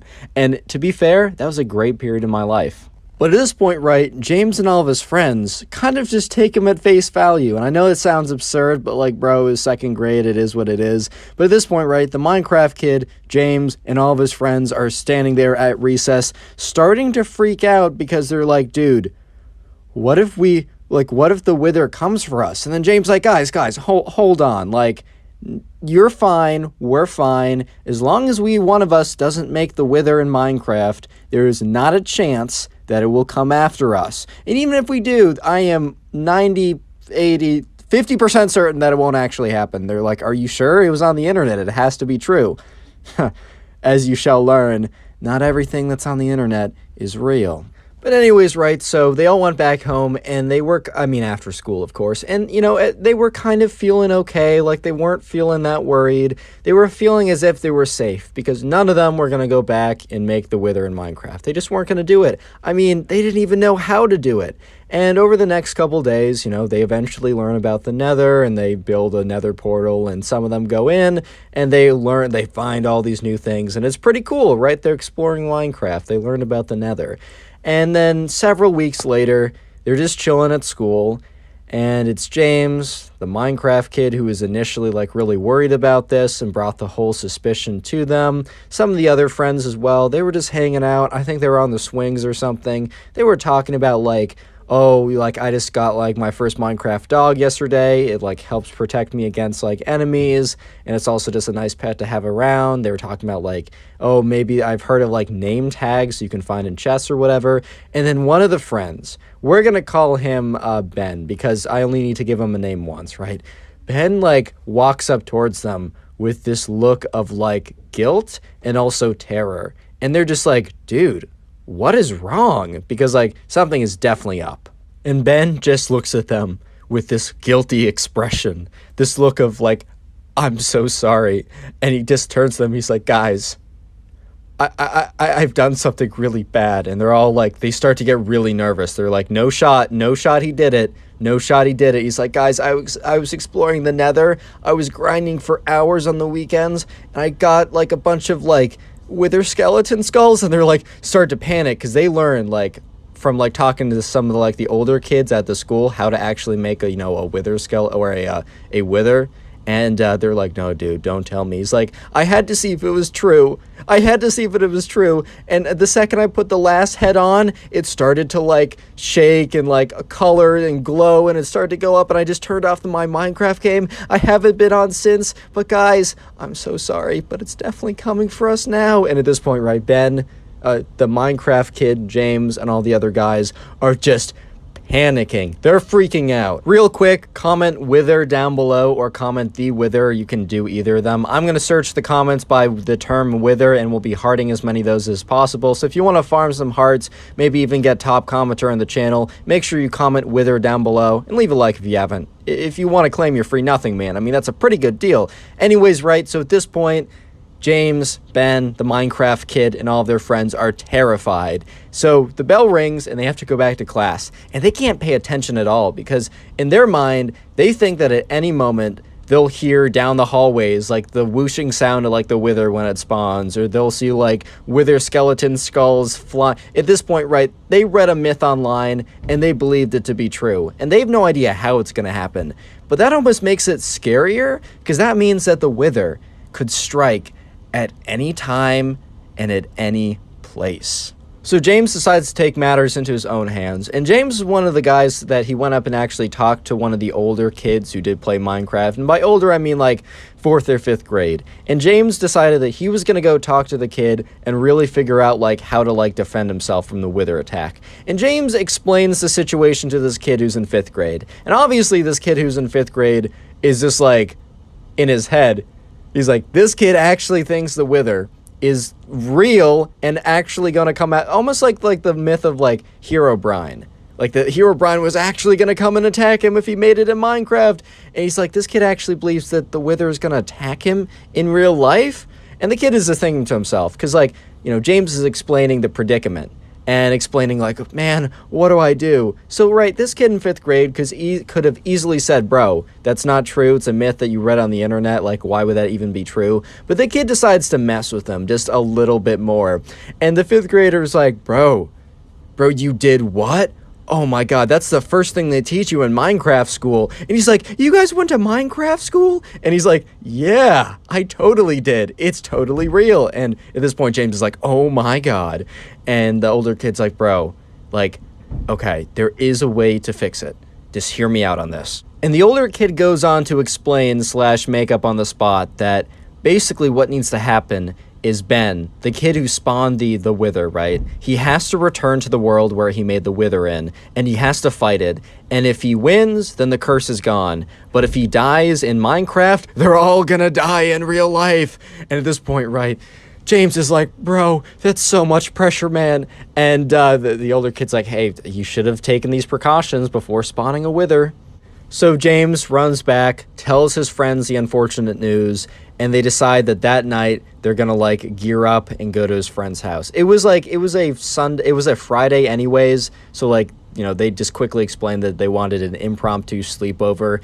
And yeah, James's mom was like, all right, well, I wish you guys gave me a little bit more heads up, but I was talking with the other moms and they think it's okay and we'll be hosting. So James, you know, tells the other friends, all right, bring your computers, we're gonna do this, we're gonna get him suited up, and we're gonna fight the wither, and we'll be free from this curse.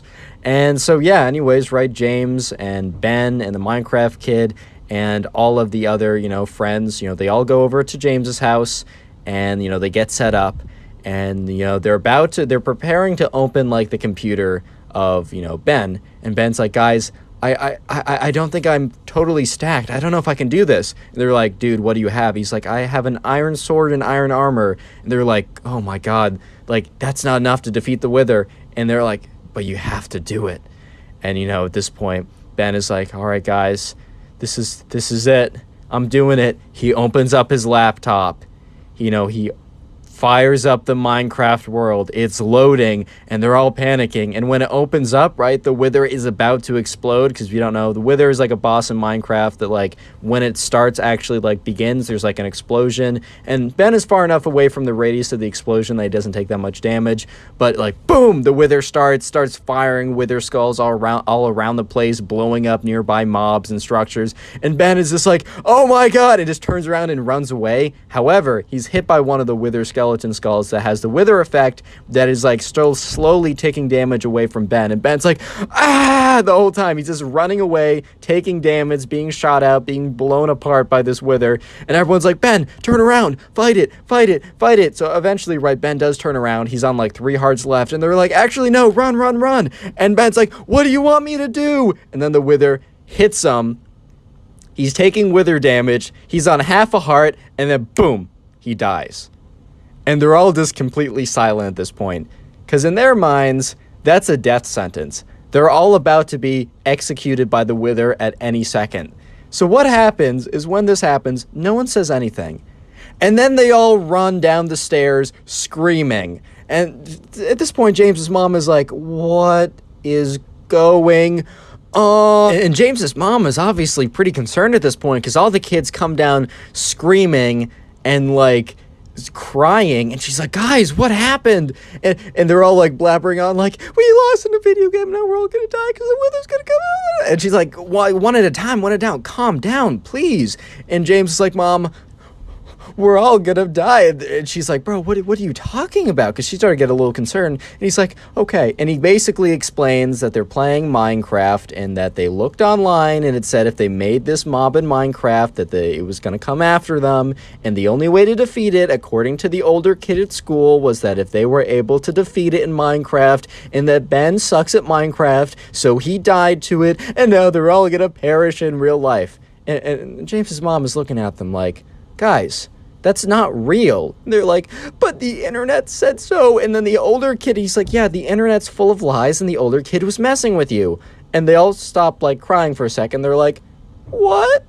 Subscribe if you haven't already, and now go watch another video. There's some on screen, some that are recommended. Go watch one. I'll be very happy. Bye. Today we got a story time of a Minecraft kid who lies to everyone about having a girlfriend and ends up getting exposed in front of everybody. And it's pretty funny, so sit back, relax, leave a like in the video to claim your free nothing, and let's get right into it. So I'm going to call the subscriber David, and by the way, you can leave a name down below that you want me to use. I got this name from the comments because I'm too lazy to think of my own, because if I think of my own, I'm going to use Ben every single time.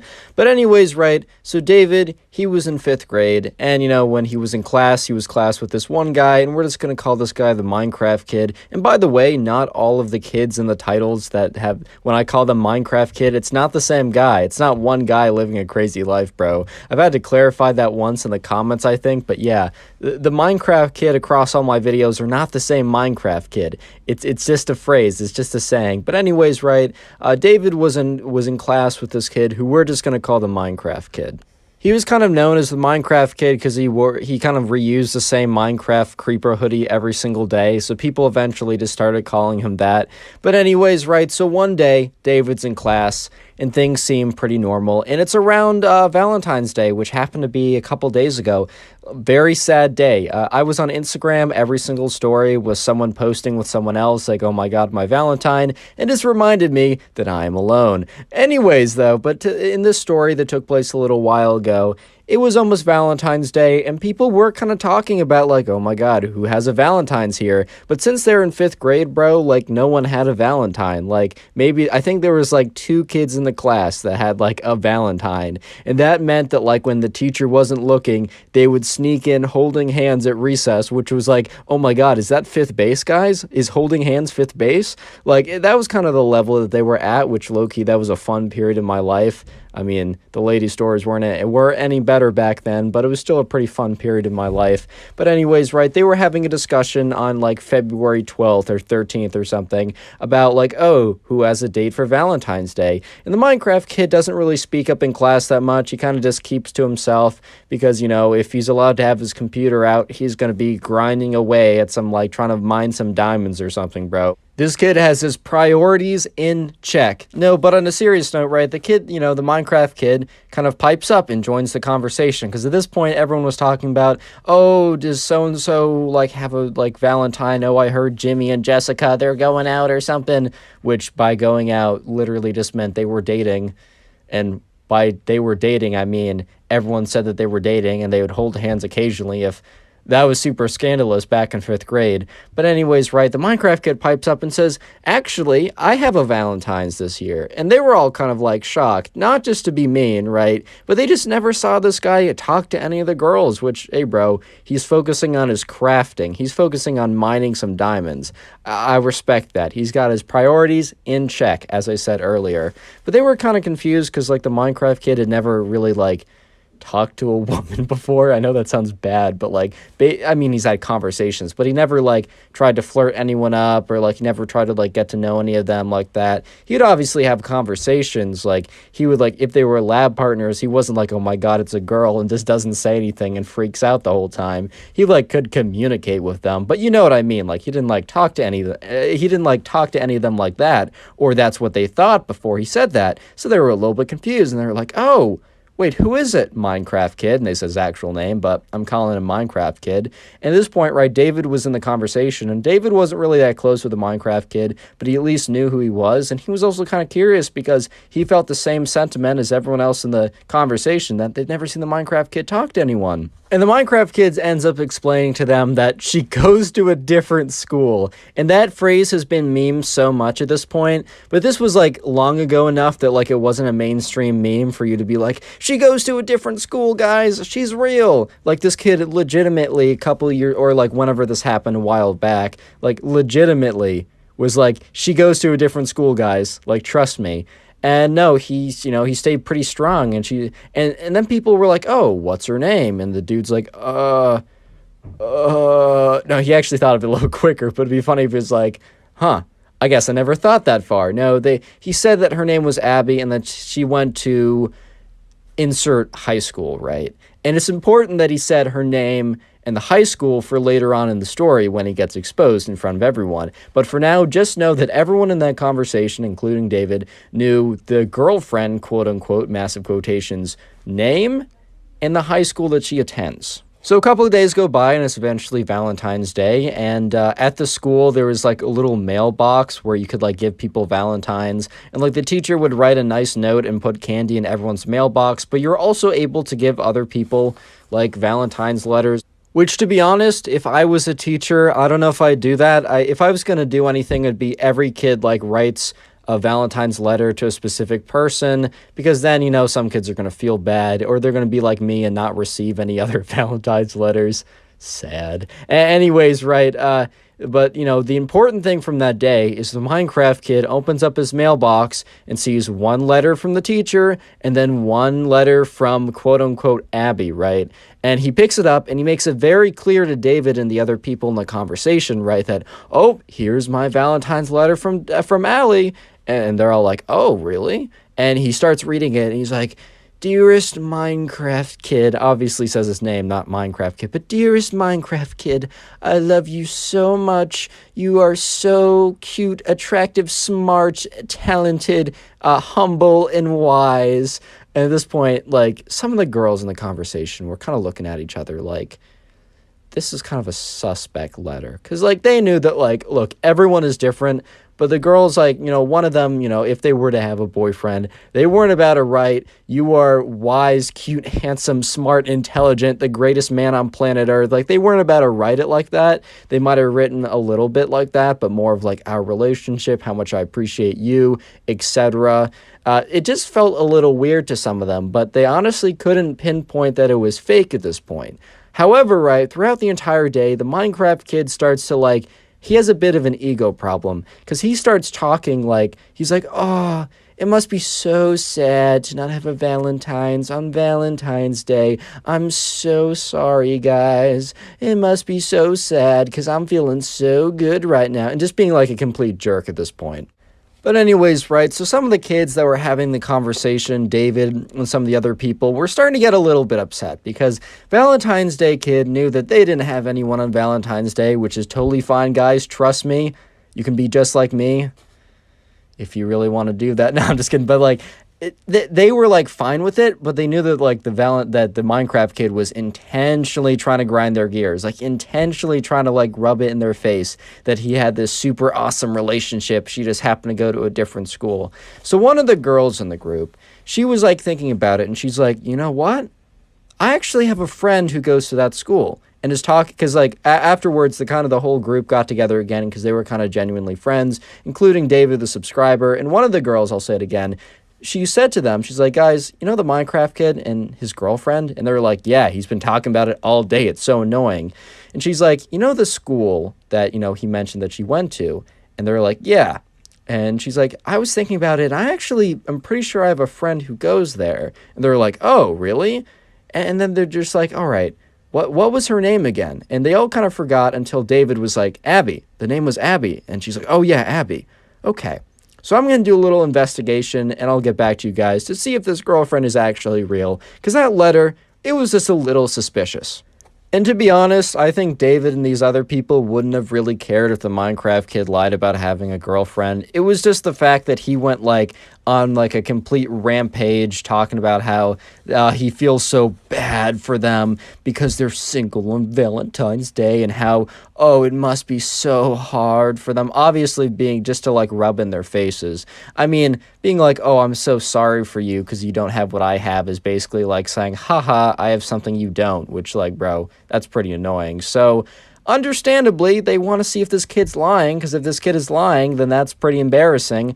And spoiler, or not really spoiler, because it's in the title, he was. Before I go into the rest of the story, I just want to say the secret word now, because it gets really, really interesting very quickly. So the secret word of today is girlfriend. Please make it one word, so girlfriend. I'm going to search the comments by the secret phrase, which is girlfriend. I'll heart as many of them as I can. I can't get to them all, but I'll do my best. And it's one of the easiest ways to farm some comments, or farm some hearts, and maybe even become top commenter on the channel. Hey man, anything's possible. So anyways, the next day rolls around, and David, you know, he gets into school, and once again, the Minecraft kid starts going on about how, guys, I hope you guys were okay yesterday, because after school, I went out and had a fantastic date with my awesome, super hot, super smart, super popular girlfriend, and everyone's at this point starting to get a little tilted. And he's like, yeah, I'm so sorry to all the singles in here. And at this point, right, you know, David's like, bro, come on, shut up. You know exactly what you're doing. Like, and he knew exactly what he was doing. But his reign of terror was about to end, because the girl, we're going to call her, I don't know, we're going to call her Kate, right? The girl who had a friend who went to this school that Abby, quote unquote, apparently went to, Kate did a little research last night. She talked to her friend, and she really grilled her friend for some information. And as the Minecraft kid was middle of his rant in front of the whole class, the teacher was out or something, or late or whatever, Kate gets up, and she's like, oh, Minecraft kid, like, your girlfriend's name is Abby, right? And he's like, yeah. And she goes to blank high school, because I don't know, I don't want to make up something, right? She went to X high school, whatever, right? And he's like, yeah, she does. She's real, by the way. And she's like, oh, well, that's crazy, because I actually have a friend who goes to X high school. And the Minecraft kid's face is completely, like, dropped. Like, he just lost all the coloring from his face. Like, he went pale, bro. He was starting to go a little blue. He forgot to breathe. He just knew he was caught so bad. And she's like, you know what's interesting? And turns to the entire class. You know what is interesting, guys, Kate started to say as she turned to everyone in the class. There is actually an Abby that goes to X high school. And the Minecraft kid's like, see, I told you she was real. And Kate goes on to say, but there's only one Abby who goes to that high school, and that Abby happens to be very, very good friends with my friend who also goes to that high school. And in fact, she's so close that we were able to all get on a phone call together, or she was able to communicate somehow, right? Let's just say group phone call or something. And I asked her, and are you dating or even know this kid who goes to my school? And I said, your first and last name, Minecraft kid. She didn't say, do you know Minecraft, comma, kid? No, I'm just kidding. But and the Minecraft kid's like, starts to panic again because he knows he's caught. And Kate goes on to say, and Abby very nicely told me she has no idea who you are. And at this point, right, the Minecraft kid, he knows he's done. He doesn't even say anything. He just sits down. Subscribe if you haven't already. Now go watch another video. There's some on screen, some to recommend, and go watch one. It'll make me very happy. Today we got a story time of a Minecraft kid who actually thought Herobrine was real and out to get him. But there's a bit of a twist in today's episode. That Minecraft kid was me. Yeah, I'm not even kidding. This will be a fun one. Sit back, relax, leave a like on the video to claim your free nothing, and let's get right into it. This all started on my birthday back in 5th grade. I remember this. And my birthday's in earlier, closer to the start of the year. So I was only a couple days into classes, and I remembered that what I wanted for my birthday was, yes, my own very copy of Minecraft on my mom's old Mac, which was could barely run it at the time. It was even old for standards back in the day. But anyways, I wanted a copy of Minecraft because I would always go over to my friend's house and they would be playing Minecraft, and I really liked the game, even though I never actually had a copy myself. And to be fair, back in the day, I kind of did enjoy watching people play the game. I kind of explained it now as I enjoyed, how you'll watch people play a game as you're kind of watching me play Minecraft right now and still have some decent amount of enjoyment from it, if not a different type of enjoyment. I had enjoyment from watching my friends play it, but I also wanted to play too. So I remember it was the morning of, I don't know what birthday it was, but it was my birthday morning. I walked downstairs and yeah, I booted up my computer and, there it was. I opened up my birthday card and it was a code for the Mojang store to download Minecraft. And I went in there and I downloaded it. And I remember I opened up a single player world and I couldn't even move. I'm not even kidding. I had no idea what the jump mechanics were. Actually, I could move. I knew how to walk straight. I had no idea what the jump mechanics or the place mechanics or any of the other mechanics were. So I distinctly remember falling into a hole, it being very dark, and then me having no idea what's going on, and then it was time for me to go to school. And yeah, of course, as time went on, I got better and better at Minecraft. I didn't continue to not know how to jump, even though I did just miss a jump 1 second ago, so you might be questioning me. But, as time went on, I got better at Minecraft, I learned more about it, and I got super into it. I remember 5th grade was really the time when me and my friends were super, super into Minecraft. That was the game of the moment. I still really do appreciate the game. I don't really play it as much in my spare time as my spare time is filled with things I like to do. I don't have a lot of free time anymore, which is good because I'm, doing things I like. But I will always have a deep sense of appreciation for this game. And it's also the game of choice I use for basically every single background video. I haven't used non-Minecraft gameplay in a long time. But anyways, right, as I was gaining more knowledge about Minecraft, I was also looking stuff up. I remember I spent hours and hours on the Minecraft wiki, man. I probably gave that page hours of watch minutes, if that's even a website SEO thing. I used to stand there all the time, and I remember my first time, spawning the Ender Dragon. Of course, it was in creative, man. I haven't even done it, I've not beaten Minecraft legit, yet I'm pretty decent at PvP and pretty decent at parkour, and have played hundreds of hours of Minecraft. I've never beaten it legit, and I'm going to do that one day. Anyways, as I was investigating into Minecraft more and more, let me just say I was a very gullible 5th grader. I was someone who took everything at face value. There was a lot of things that I learned very late in the game that weren't actually true. I don't want to make any references just in case I have younger viewers who still believe in certain things that I'm not going to even get into. I believed in those things for a very long time. Let me just say that the one thing I believed in was associated with a certain holiday, but anyways, right, I digress.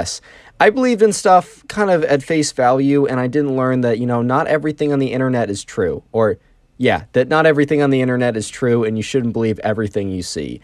And that's when I started to learn about, ooh, Herobrine, ooh. Real quick, comment Herobrine down below. I'll try and heart a bunch of those comments to say thank you. Anyways, right, yeah, I learned a little bit about Herobrine, and I don't know if you guys remember ever seeing this as a kid or if you saw it recently, but there's a doctored video of Herobrine appearing on a server, or there's a photo of Herobrine. I think I saw the photo first on one of the forums, and then I saw the doctored video because of course I rushed to YouTube to see oh my god, is Herobrine real? And I looked up Herobrine real footage, and sure enough, I got that video of Herobrine appearing or whatever, and I was freaked out. I was what if he appears in my world? Because I'd always play single player worlds, and I'd play it kind of later later at night. I didn't have any siblings, so I'd usually just play it by myself, kind of alone, and it wasn't that scary. However, the mobs did scare me for a very, very long time, a kind of embarrassingly long time.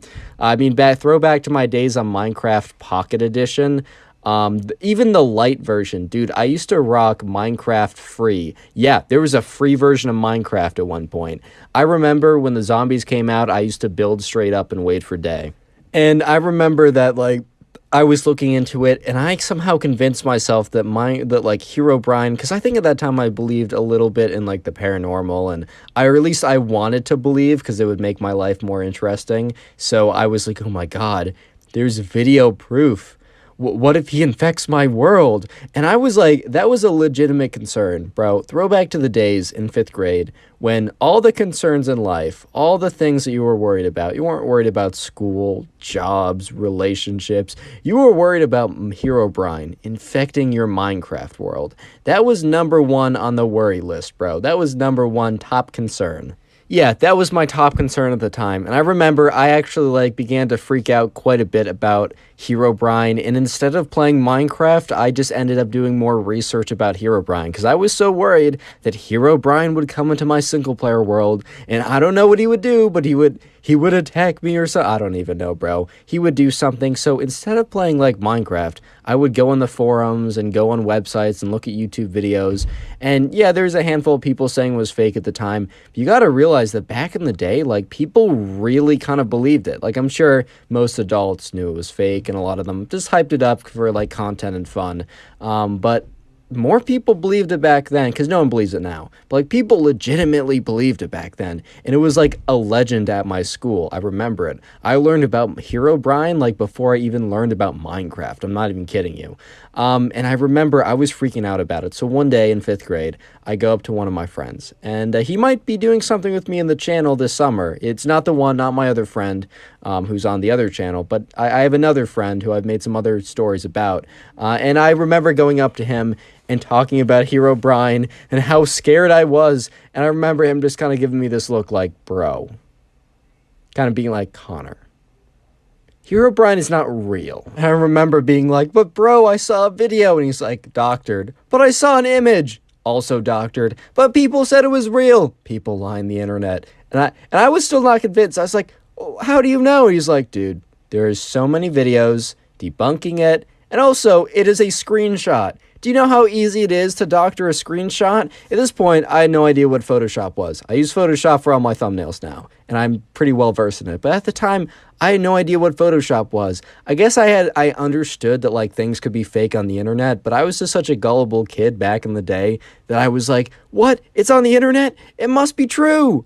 Subscribe if you haven't already. Now go watch another video. There's some on screen, some to recommend it. Go watch one. I'll be very happy. Bye. Today we got a story time of a Minecraft kid who bites his teacher after his teacher says Minecraft is stupid. Yeah, not even kidding. Sit back, relax, leave a like on the video, and let's get right into it. So we're going to call the subscriber who sent in today's story, we're going to call him Charles, right? And I got the name from the comment section, so if you want me to use your name, your friend's name, or really any name you want, make sure to leave a comment with that name down below. But anyways, right, Charles was in class, and he was in class in 6th grade. And in this class, there's a kid who we're going to call the Minecraft kid. And by the way, I don't hate you if you like Minecraft. When I say Minecraft kid, I don't mean someone who plays Minecraft. I mean, bro, it's pretty obvious just by looking at the background of this video that I enjoy myself some good Minecraft as well. But anyways, right, one day in class, they were just like sitting there having a discussion, and the teacher brings up the fact that they have a pretty major assessment coming up. And this pretty major assessment happened to be a project which everyone in the class is pretty happy about because, you know, whenever I get a project in a class, I'm feeling pretty happy because you can kind of do it whenever at your own pace. You don't have to study a lot of stuff to, like, do it on a test. You can always kind of have someone double check your work. Even though projects can sometimes end up being more work than studying for a test, you just feel more secure in the outcome, so everyone loves themselves a good project. But anyways, right, the teacher announces that they had a project, and the subscriber, Charles, was pretty happy about this. And the teacher goes on to say that, go back home, think of an idea that you want to do, and come to me the next day and we'll talk about it. This class was a history class, but specifically a history class focused on, like, great battles or whatever, or important battles of history. And you were supposed to, you know, come up with an idea, choose a battle, and then go to class the next day and give, like, a mini 30-second presentation. The teacher's either going to, like, okay it, or if they deny it, they'll hopefully, like, explain why. Be like, oh, you got to be more specific. Oh, I've seen this one so often. Can you please choose a new one? Or, oh, I don't know, like, this isn't exactly like a battle, like, let me point you towards a better direction. I don't know exactly, but that was basically what was going to happen. And so anyways, the teacher then says, all right, guys, we got 15 minutes left of class. How about you get into small groups and discuss what projects or what battles you might be choosing / researching for our mini presentation tomorrow, where I'll basically give you the okay to go ahead on like the 2-week project to do a big presentation about it. And so, the groups are kind of randomized / who you're sitting near, and it was Charles, 2 other kids, and the Minecraft kid, because Charles and the Minecraft kid weren't like that friendly, but the Minecraft kid just happened to be sitting next to them. So one of Charles's friends went over to Charles pretty quickly to join a group with him, and then there's another kid who was nearby, and the Minecraft kid was also nearby, so they all came together at kind of the same table, and we're like, all right, let's just have a little discussion. So they go around talking about what battles they want to do, and they keep going around. So the Minecraft kid was like the last one to kind of like share, and they go around, they say what battles, they say kind of why or whatever. And then the Minecraft kid talks about how he is going to cover one of the most epic battles on his multiplayer server with his friends. At this point, right, Charles, I almost called him David, that was the name of the last guy 2 videos ago. And Charles kind of looks at the Minecraft kid like, bro, what are you talking about? Like, at first Charles thought the Minecraft kid was joking, that he was gonna like use his like Minecraft battle on his PvP server. He thought that was a joke because they're like, that'd be kind of funny. Like, I mean, it's not like the greatest humor of all time, but to say, oh, my research project's gonna be on this video game battle I did, that's got some humor to it. That's funny enough. I'll give credit where credit is due. And but Charles kept looking at the Minecraft kid, and he started to realize that this kid wasn't joking, man. This kid was serious. And the other guys start to realize this too. And then the subscriber Charles says, hey, like Minecraft kid, obviously said his real name. But he's like, hey, Minecraft kid, you can't actually, like, you're joking, right? You can't actually cover the most epic PvP battle on your Minecraft server. And the Minecraft kid says, why not? Like, it's a battle. This is battle history class or whatever. I'm going to do a presentation on probably one of the most epic battles of all time. And the kids kind of respond to that like, bro, I think we means a real battle. And, Minecraft kid's like, bro, what do you mean a real battle? Did the thing happen on my server? Yes, it did. Therefore, it is real. Therefore, I can do it. End of story. So everyone at this point is kind of like, all right, like, we're not changing this guy's mind. Like, the fact he didn't listen to us is kind of just like, okay, like, suffer then, fair enough, you do you. Like, Charles, the subscriber, his conscience was clear, bro. Like, he didn't feel bad about anything that was gonna happen, and let me just say, quite a lot did happen, because he warned him. He warned the Minecraft kid, but the Minecraft kid didn't care, and the next day rolled around, and they all went up in front of the class. And by the way, like, the way that this was done was a little weird, but like, they gave a mini presentation with like 1 night's worth of research in front of everyone, and then the teacher would like publicly be like, okay, you get the green light or no. If I was a teacher, the way I would have done it is like, had this been done private, or even have just like asked the kids to like just tell me about which battle they chose. I guess he wanted to give them an option to do some research, but it didn't make a ton of sense to me. But whatever, man, I'm not this teacher. I didn't go to school for teaching. Like, who knows, man. But anyways, right, so the next day rolls around, and Charles does his presentation about, like, I don't know, something in World War II, and his friends do a presentation about, I don't know, some ancient Roman battle that was consequential. Very standard stuff. I think they went up there with like a slideshow with like 4 or 5 bullet points on it. I mean, I think this was like 6th or 7th grade. I forgot what I said in the beginning. But this was like kind of like middle school, whatever. So there's not a lot expected. And the presentations were going well. And the teacher had actually greenlit every single one. Like, there was no presentation that he was like, oh, you can't do that. I think for one, he might have been like, oh, can you refine this a little bit? Or maybe can you expand this? Like, this is too small of a scope. But basically, right at this point, the teacher has, greenlit every single project. And this is when the Minecraft kid walks up, all confidently. And Charles and his friends, or his one friend that joined him the day before, they're sitting next to each other, or they're sitting at the same table. However, the classroom is arranged. I'm not totally sure. And Charles kind of leans over to his friend. He's like, all right, what are the odds this Minecraft kid is actually going through with presenting the fact that he's going to do, like, I don't know, a PvP server as like a battle for his presentation? Or do you think this kid chickened out? And the friend kind of like leaned back and said, bro, there's not a shot he's actually doing that. So things are about to go down, aka, the Minecraft kid is going to end up biting his teacher in front of everyone. But before we do that, I just don't want to interrupt the flow of the video. So just comment Minecraft. I know I said that like a couple videos ago, but just comment Minecraft. I'm going to filter the comments by the word Minecraft. I'll try and give a lot of you guys a heart. I'm pretty busy with like life and I don't know, life. So I can't get to them all, but comment Minecraft down below. I'll heart as many of them as I can. Anyways, so right, the subscriber and his friend were just like, yeah, no way this kid's actually going to try and present Minecraft. Like, oh, I'm going to do like in his kind of like low-key serious like class about like histories of like battles and stuff, right? He's going to be like, yeah, so on my Minecraft server, I fought my friend and it was really important. And I think it's important enough that I can do a presentation about it. Like, bro, it's just not gonna fly.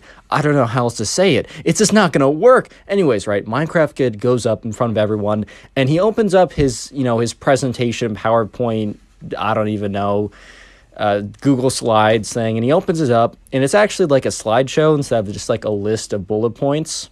Yeah, so unlike all the other kids who just had bullet points, the Minecraft kid had like slides. And on his first slide it said, the biggest battle in history ever, period. Like a little period. I don't mean to be like period. No, I mean like a period. And he's like, all right, guys, this is my presentation. And the teacher was like kind of intrigued, bro. He was like, oh man, what is he going to do? Is he going to do like D-Day? Is it like, what is he going to do for this one? Goes to the next slide. And it's a screenshot of the Minecraft kid, like in his Minecraft avatar, standing over like a big pile of like swords, diamonds, like armor. Basically, when you kill someone in Minecraft, all their inventory like explodes all over the place. And it's a screenshot of him standing over a big pile of inventory from his friend. He's like, this is the biggest battle of all time. At this point, the teacher's like, hey, bro, what the fuck?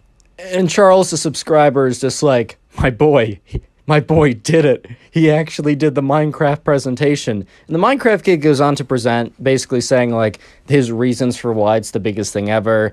And the reasons were awful. I mean, I don't know how you guys expected the reasons to be good, but yeah, the reasons were awful. And the teacher looked kind of annoyed because the teacher was having such a good streak of like perfect presentations. Everything had been greenlit, like everything was going so well. And then like the teacher was kind of insulted by this because he felt like the Minecraft kid was not taking his class seriously. The thing that he didn't understand is the Minecraft kid genuinely believed he wasn't like pulling a prank or wasn't trolling. Like, at least the subscriber, right, does believe that, like, the Minecraft kid wasn't trolling. There's a chance that he actually was just doing a big practical joke, but the subscriber thinks the Minecraft kid was legitimately thought that this was an okay thing to do. And, yeah, so then he's like, all right, teacher, kind of looks at him, and the teacher looks back at him with this look of just like, bro. And the teacher looks at him and says, this assignment was supposed to be about important battles of history. Not about a stupid game that you played with your friends. And it was just the class went silent. Because the teacher wasn't like, come on, man. Like, I mean, the teacher understandably was upset.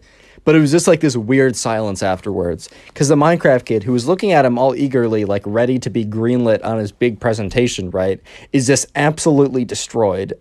And the Minecraft kid then mumbles under his breath, what did you say?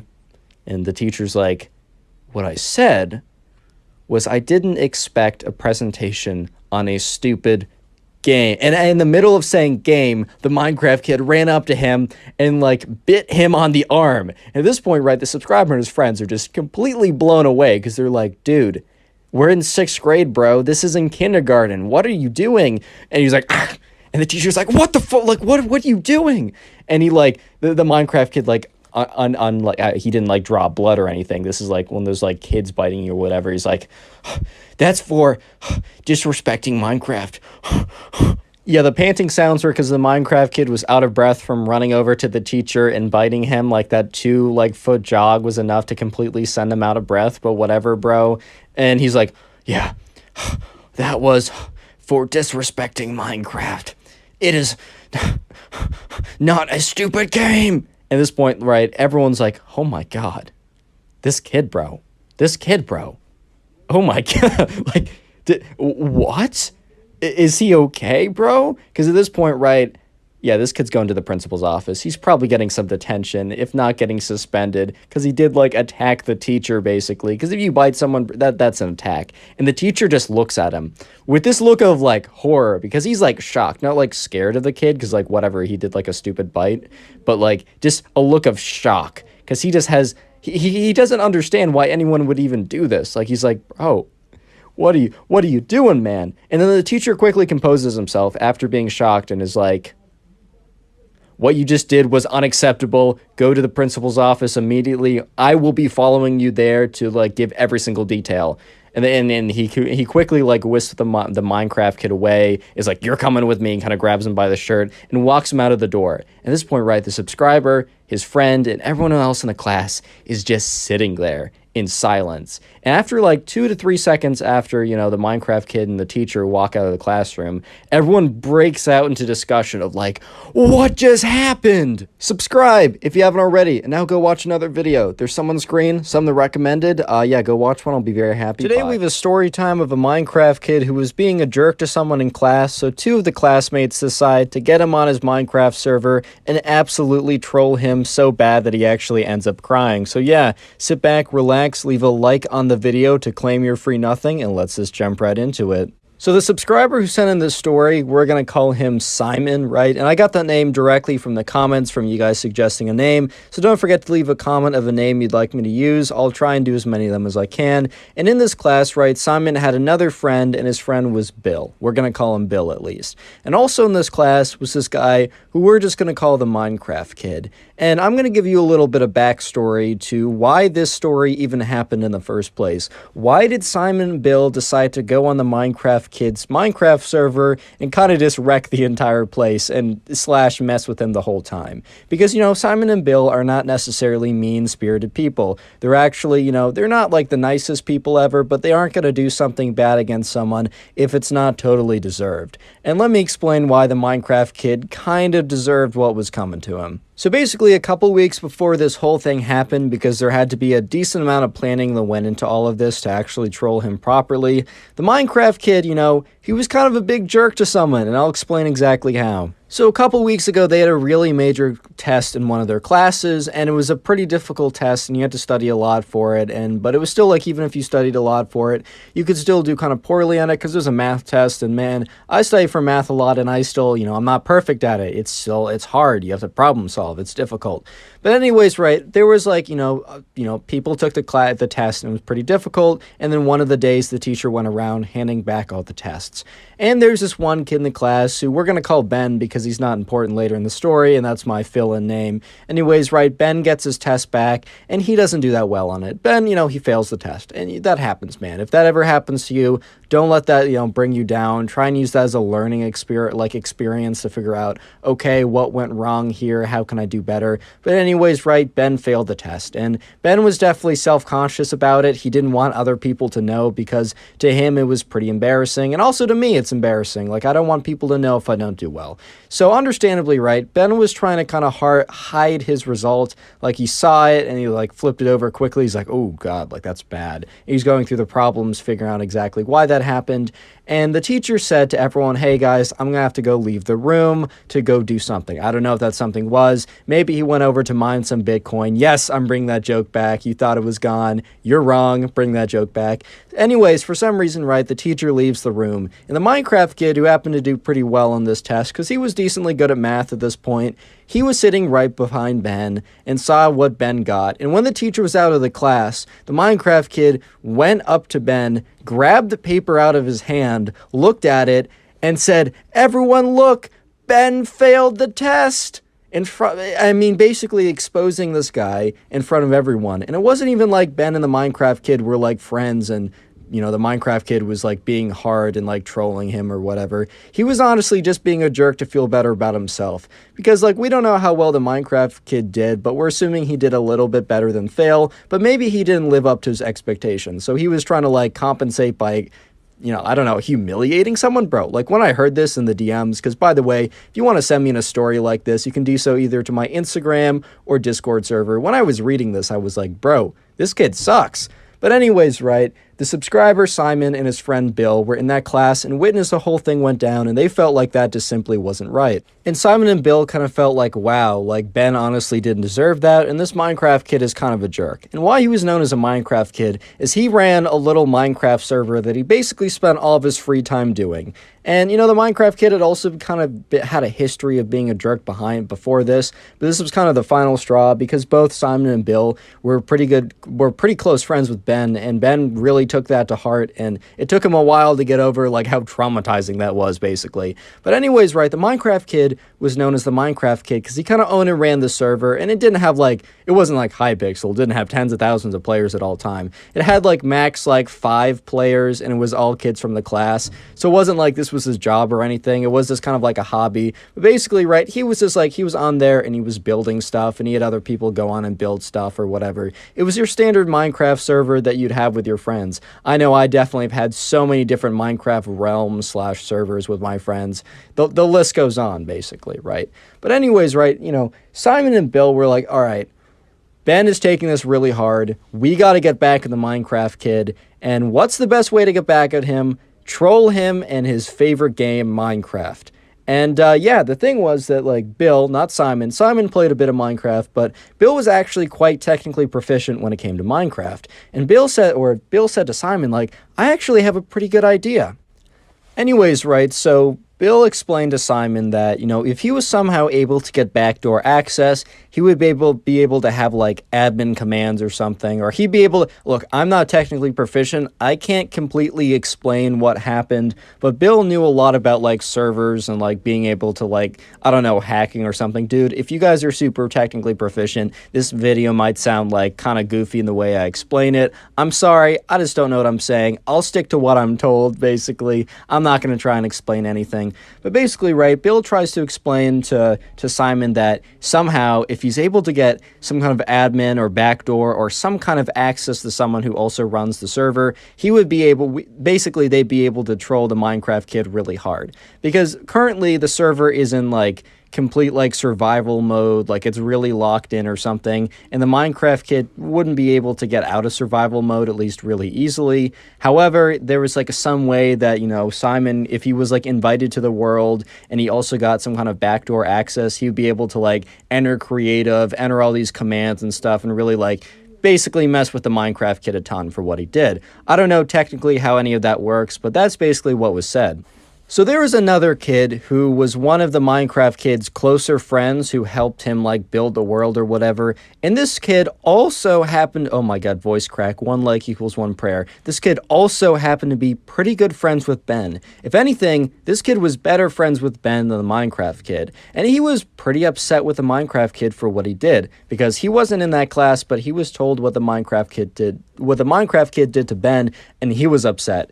So, you know, Simon and Bill decide that this kid, who he knows is friends with Ben, is the best guy to contact. And they basically go to this guy and message him, talking about how, hey, you know what happened to, you know, Ben? And he's like, yeah, that's so annoying. I'm so upset with him. Like, I'm really mad. And Simon and Bill go on to say, hey, like, you don't have to do this, but if you were able to get, like, a Bill backdoor access, we would basically be able to troll the Minecraft kid and basically...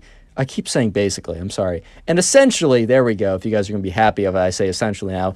And essentially what we'll be able to do is troll the Minecraft kid and get him back for being such a jerk to Ben. And, you know, the Minecraft kid's friend being better friends with Ben and also mad at the Minecraft kid at the time says, sure, here's backdoor access. And he gives backdoor access to Simon. I mean, Bill, my bad. I keep mixing these things up, bro. It's hard, man. I got a small, tiny peanut brain.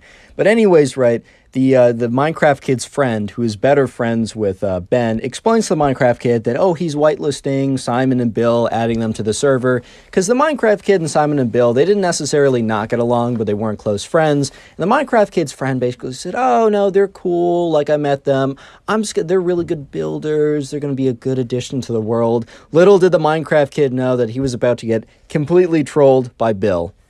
Anyways, right, so Bill and Simon, they both get whitelisted and they both join the server, and they learn pretty quickly that the Minecraft kid will be on tomorrow, which tomorrow at this time would be Saturday morning, he'll be on from like 10 in the morning till like 4 in the afternoon or whatever. It's basically what the Minecraft Kid does on his weekends, and that's starting to be, Saturday. So Simon and Bill decide, all right, what exactly are we going to do and how are we going to do it? And I'm not going to spoil that yet. You're just going to have to wait and see. Real quick, comment server if you made it this far into the video. That is SEVER. I'm going to filter the comments by server, and I'll be hearting as many of them as I can to kind of say thank you for watching. It's the easiest way to farm some comments and get top commenter on the channel. So yeah, go ahead and do that. Anyways, so this is how it's going to go. And I'm not going to spoil too much, but I want to give you a little premise. Simon is just going to be there kind of watching the whole thing go down naturally. Bill is going to be there, but he's going to be in creative mode and also invisible. So anyways, right, Simon and Bill join the game on, the Monday morning, and there's kind of like a TeamSpeak Discord server or whatever. So I know Simon joins that, but Bill does not, right? Bill doesn't want any presence of him being there.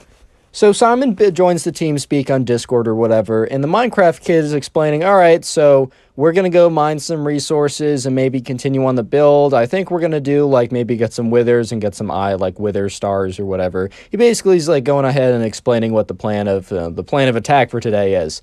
And the Minecraft Kid is, he goes into his base, and let me explain this. There's a big base, there's like a chest room, and I don't know if you've ever had this happen, but if a creeper, this happened to me a couple years ago, a creeper wandered into my chest room, and if you don't know, when the creeper explodes, it destroys the chests. And when it destroys the chests, all the items inside the chests are now outside of the chests, right? So it is insanely annoying when that happens. And so the first plan of attack was Simon and the Minecraft Kid were to enter the chest room. And the Minecraft Kid was explaining to Simon that, all right, so we're going to have to get, this efficiency 5 diamond pickaxe or whatever. And we're going to go down to the cave system. And what I want you to look for is just get a ton of stone, because we're going to make a really big castle building. I just need you to fill up inventory on inventory with sacks of stones. So they go downstairs to go get their picks. And it's a massive room with a ton of chests. And while that is happening, Bill is in creative mode, and Bill is also invisible. And he waits till the Minecraft Kid turns around. The Minecraft Kid is in one of his chests, and all of a sudden, he spawns 2 creepers. And the Minecraft Kid hears the hissing of a creeper, and in the TeamSpeak, he's like, no! He turns around, starts hitting the creeper with his sword, is able to kill one of them, but the other one, right, Simon is pretending to try and attack the creeper, but doesn't do enough damage to actually kill it. The creeper explodes and hits 8 of double chests, so basically 16 chests, and so many items spray everywhere that the game begins to lag, and the Minecraft Kid is like, damn it, how did this even happen? There's enough torches in here for these things not to spawn. I must have missed a spot. God, this is gonna be so annoying to clean up. So the Minecraft Kid goes, runs over a big pile of items, picks up a bunch of the items, and then opens up one of the chests to start putting them back. And then Bill, being in creative mode and also being hidden or invisible, he gets a lava bucket and he quickly lava buckets all the remaining items on the ground. So the Minecraft Kid is really confused. He's like, why do I hear lava? He turns around, there's no, so what, Bill does is he puts down the lava and then he picks it up as soon as the items are destroyed. He turns around, there's no sign of any lava, but all the items are gone. And he's like, Simon, what happened to the items? Did you get them? And Simon's like, oh, no, I was just looking in this chest, putting stuff back. He's like, how did they despawn so fast? This server's glitching out. So at this point, right, the Minecraft Kid is really upset. He's like, God, this is so annoying. We lost so much progress, but whatever, right? It's fine. He's like, all right, Simon, you got your pickaxe? And he's like, yeah, I got my pickaxe. He's like, all right, man, come with me. So they start to walk outside. And this is where the big catastrophic event that really is the biggest troll, right? They walk outside and the Minecraft Kid goes first. And as he he opens the door and he walks through the door, and he walks over a pressure plate that was not there before. And the Minecraft Kid is like, what? I don't remember having a pressure plate here. He assumes that, because if you don't know, there's 2 types of doors in Minecraft. One is the manual one, and one is the electronic one or whatever. And the electronic one needs a pressure plate or a button to open. It's like a redstone door or something. And the manual one, you just need to open it manually. He's like, I don't remember having I don't know what the actual name is. Sorry, I don't remember putting a pressure plate here for a redstone door. And then he hears a hissing sound, like a sss. He's like, no, no, no, no, no. Basically what happened, right? During the entire morning, Bill got up at 6 a.m. He got up at 6 a.m., went into creative mode, and dug underneath all of the structures and filled it with like a ton of TNT underground, enough to completely craterize the entire place. And when the Minecraft Kid and Simon walked into the base, yes, he did a little bit of trolling, but also he placed a pressure plate so that when they left, the whole thing would blow. And so the Minecraft Kid is starting to realize, he's like, who could have done this? And the Minecraft Kid thinks it's like a little bit of TNT, right? A little bit of TNT. But as soon as the first TNT detonates, the entire game crashes. Or it doesn't necessarily like crash, like they don't get booted, but like the pixel, like the frame rate drops to 0 for like a solid 30 seconds. And then eventually, right, the server gets back up to space and like things start like rendering again properly. The frame rate goes up and Simon looks around and every single structure is gone. It's just a massive set of craters, like 30 blocks deep.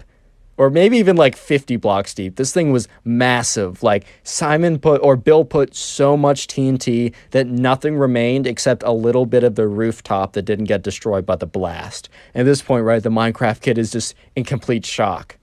Complete shock. Just, he doesn't say anything.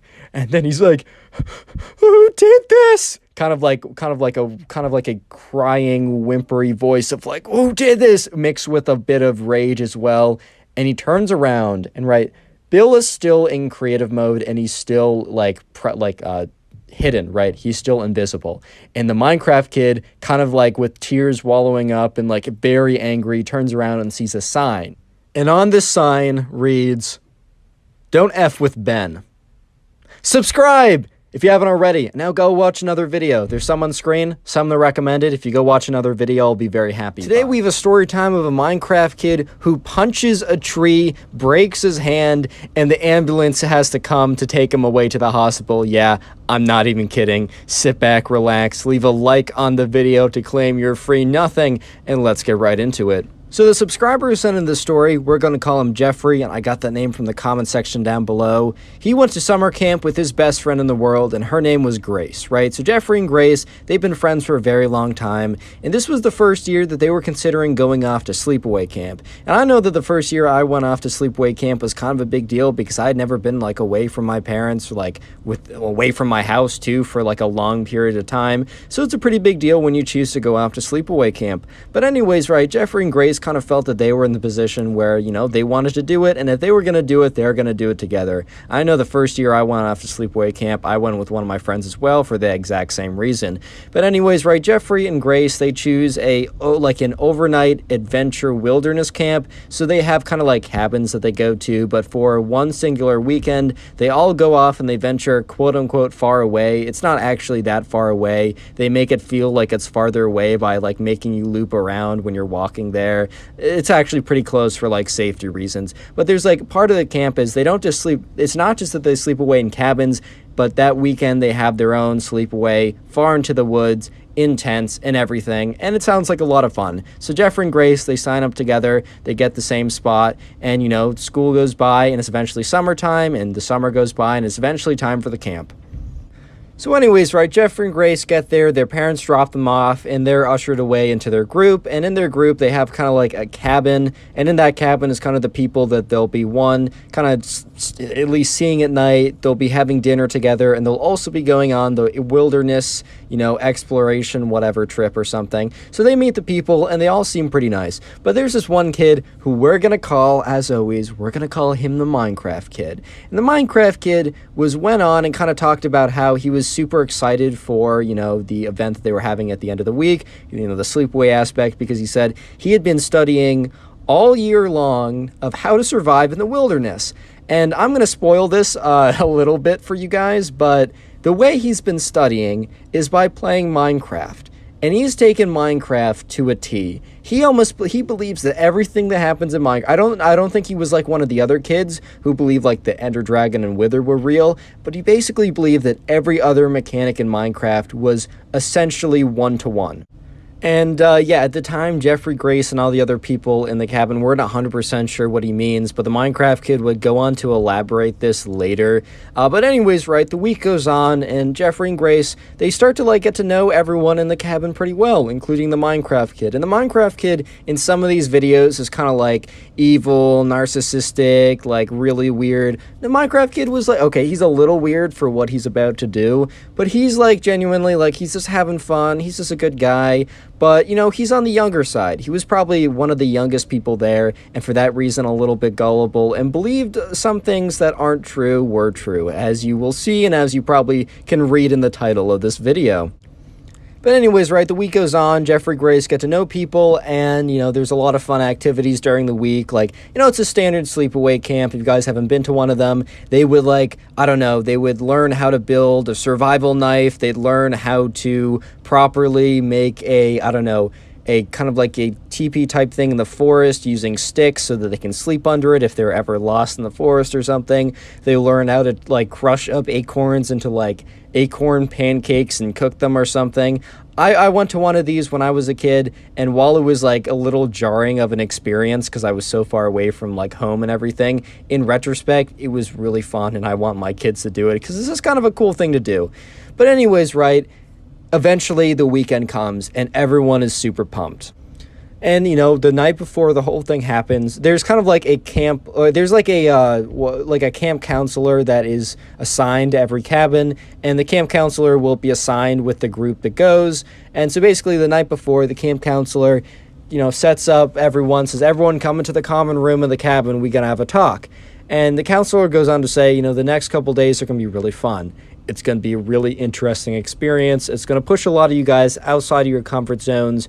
But, you know, the most important thing is, you know, you follow basic safety. If you have any questions, please come to us. And if for some reason this is honestly not for you, we can always bring you back to campus. We're not so far out that, like, if something happened, we couldn't get you back or couldn't get help here. That's just for safety reasons. But otherwise, guys, tomorrow's going to be super fun, and I hope you have a good time. And everyone went to bed super pumped. So the next day came up, and they went to breakfast together as a cabin. They normally only went to dinner together as a cabin. And instead of going to the daily activities that day, they ate breakfast. They actually went to one activity. And the one activity was to make like a kind of a satchel or like a bag that they could like carry their stuff with instead of bringing their backpacks or whatever. So they go ahead and they make that. And then they, you know, they get into single file line, and it's like, all right, guys, time to march off to the campsite. So the Minecraft kid, you know, is walking with Jeffrey and Grace as they're all walking to the campsite. And the campsite's probably like a 30-minute walk away. The truth is the campsite was really only 10 minutes of a walk,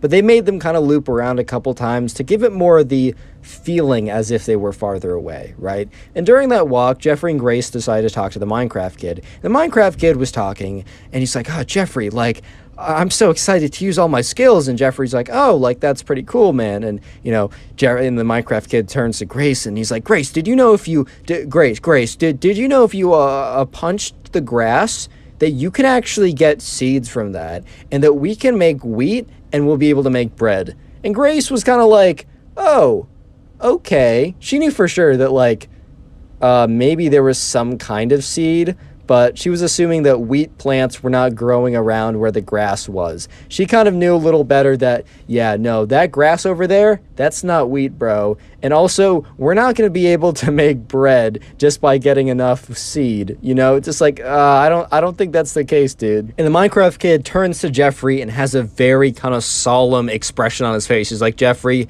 we need to go over the survival guide. And Jeffrey's like, all right, dude, like, what's up?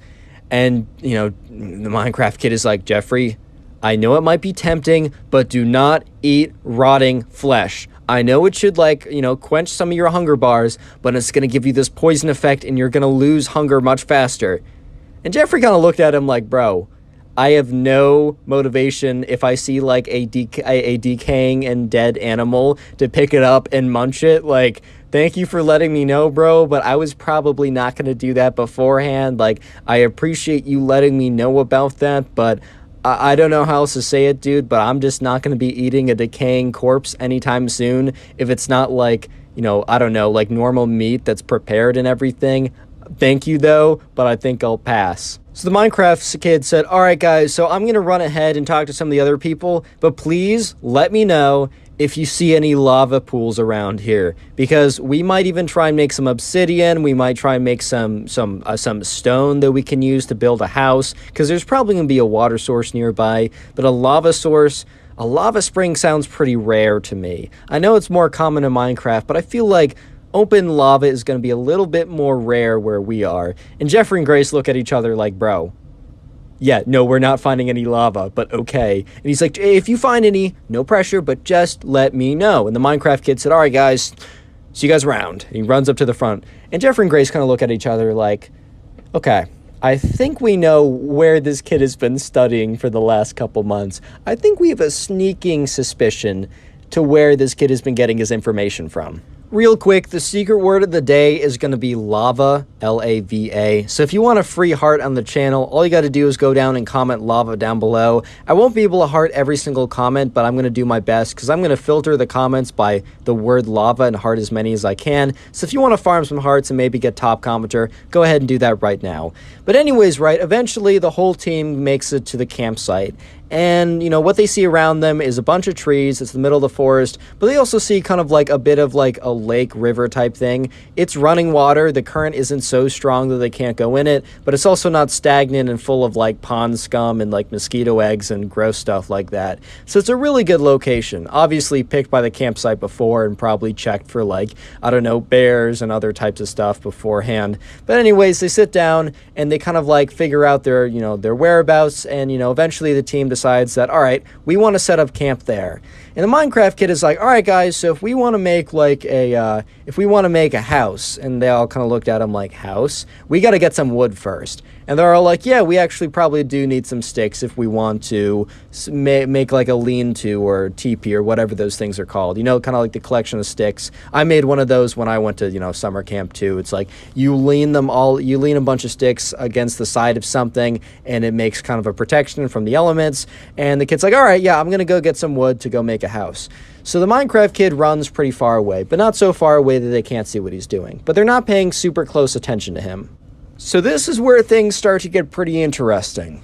So Grace is watching the Minecraft kid because she's kind of just, I don't know, she's kind of just bored or whatever. Or for some reason, she happens to be looking at where he's going. At this point, right, Jeffrey's turned around with all the other guys, and Grace watches as instead of the Minecraft kid going around collecting sticks, he goes up to this tree. It's not the thickest tree ever. It's not like a super thick tree that obviously you can't punch and it'll break or whatever. But he goes up to a decently sized tree. It's probably like 50 years old or whatever. So not a pretty young tree. But anyways, he goes up to the tree and he raises his fist.